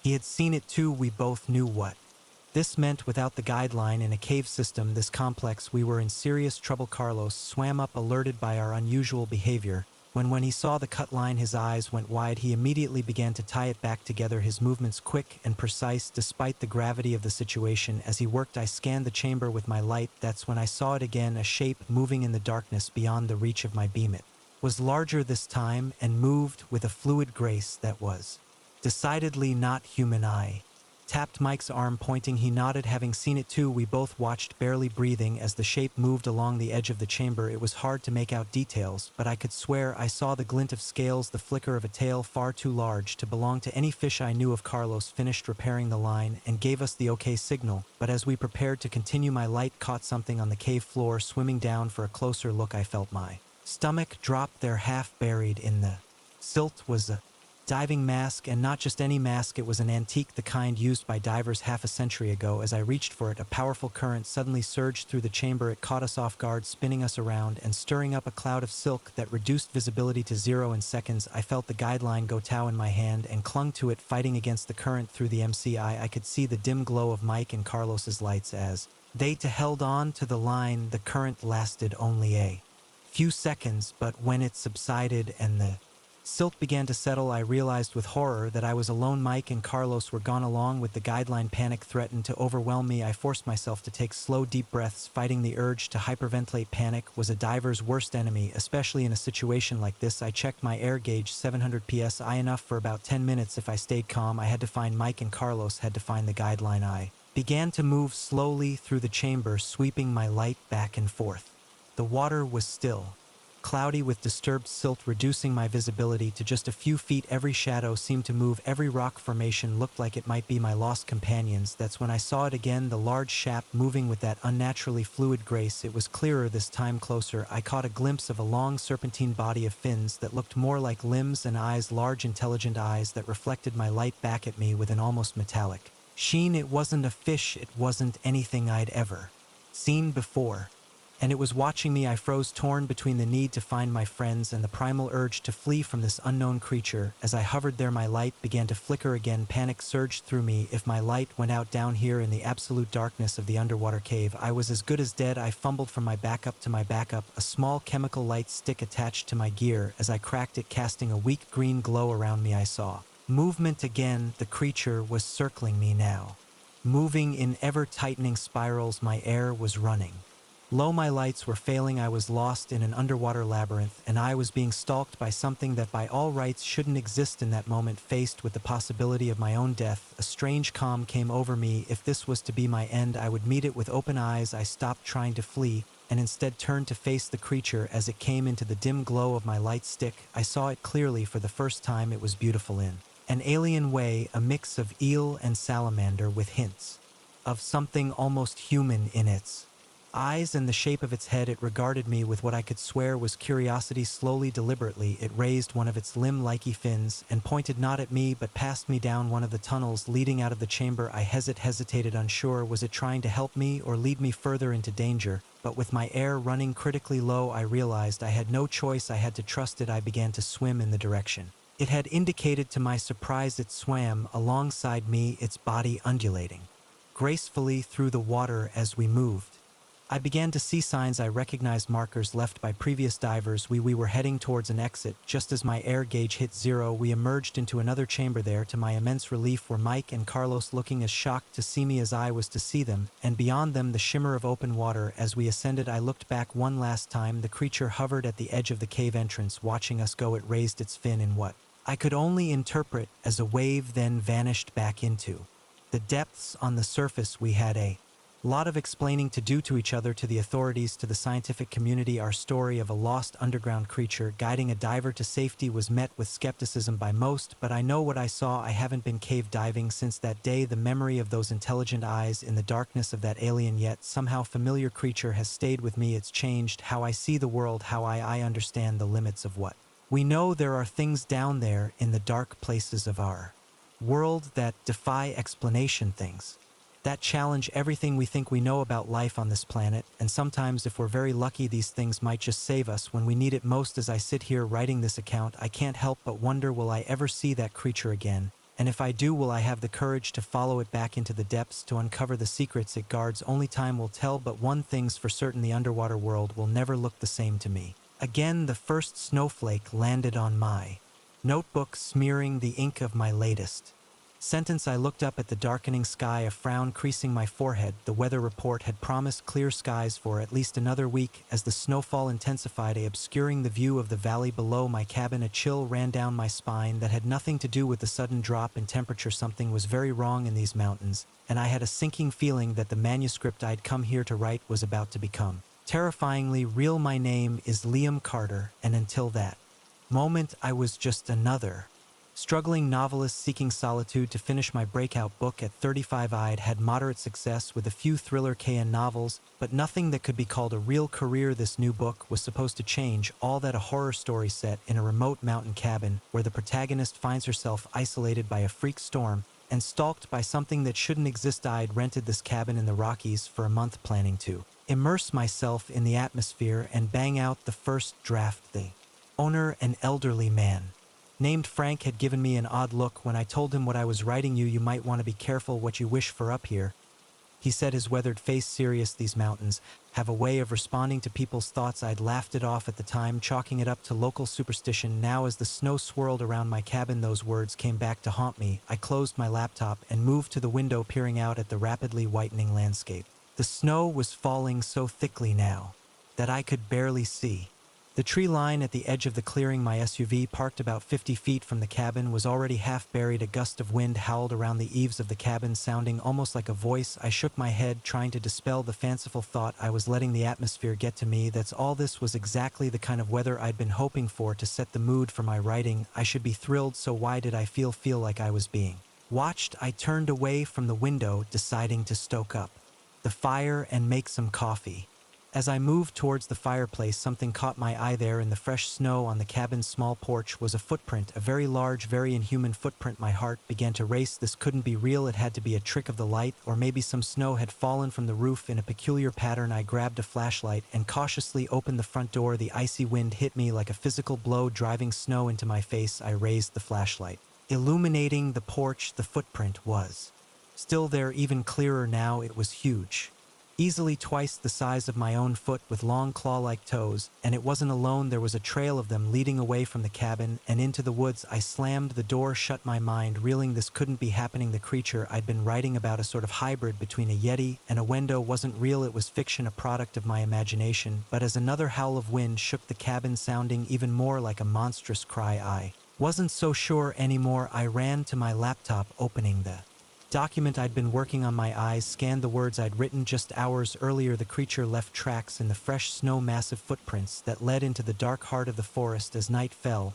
and the storm intensified, Sarah knew she was no longer alone in her mountain refuge. I slammed the laptop shut, my hands shaking. This was insane. I was letting my imagination run wild. That's all. There had to be a rational explanation, but even as I tried to convince myself, I knew deep down in that primal part of my brain that deals in instinct and survival, I knew something was out there, something I had brought into being with my words. I spent the next hour securing the cabin as best I could. I closed all the shutters, locked and barricaded the doors, and built up the fire until the main room was almost uncomfortably warm. All the while, I could hear the storm raging outside, punctuated by that haunting, almost human cry. As night fell, the power went out. One moment I was sitting in the warm glow of the electric lights, the next I was plunged into darkness. Save for the flickering light of the fire, I fumbled for my flashlight, my heart pounding so hard I could feel it in my throat. That's when I heard it, a sound that didn't belong to the storm, a heavy tread on the porch steps, followed by a low rumbling growl that seemed to vibrate through the very walls of the cabin. It was here. I backed away from the door, my mind racing. What had I written? What weaknesses had I given this creature in my story? The protagonist had discovered that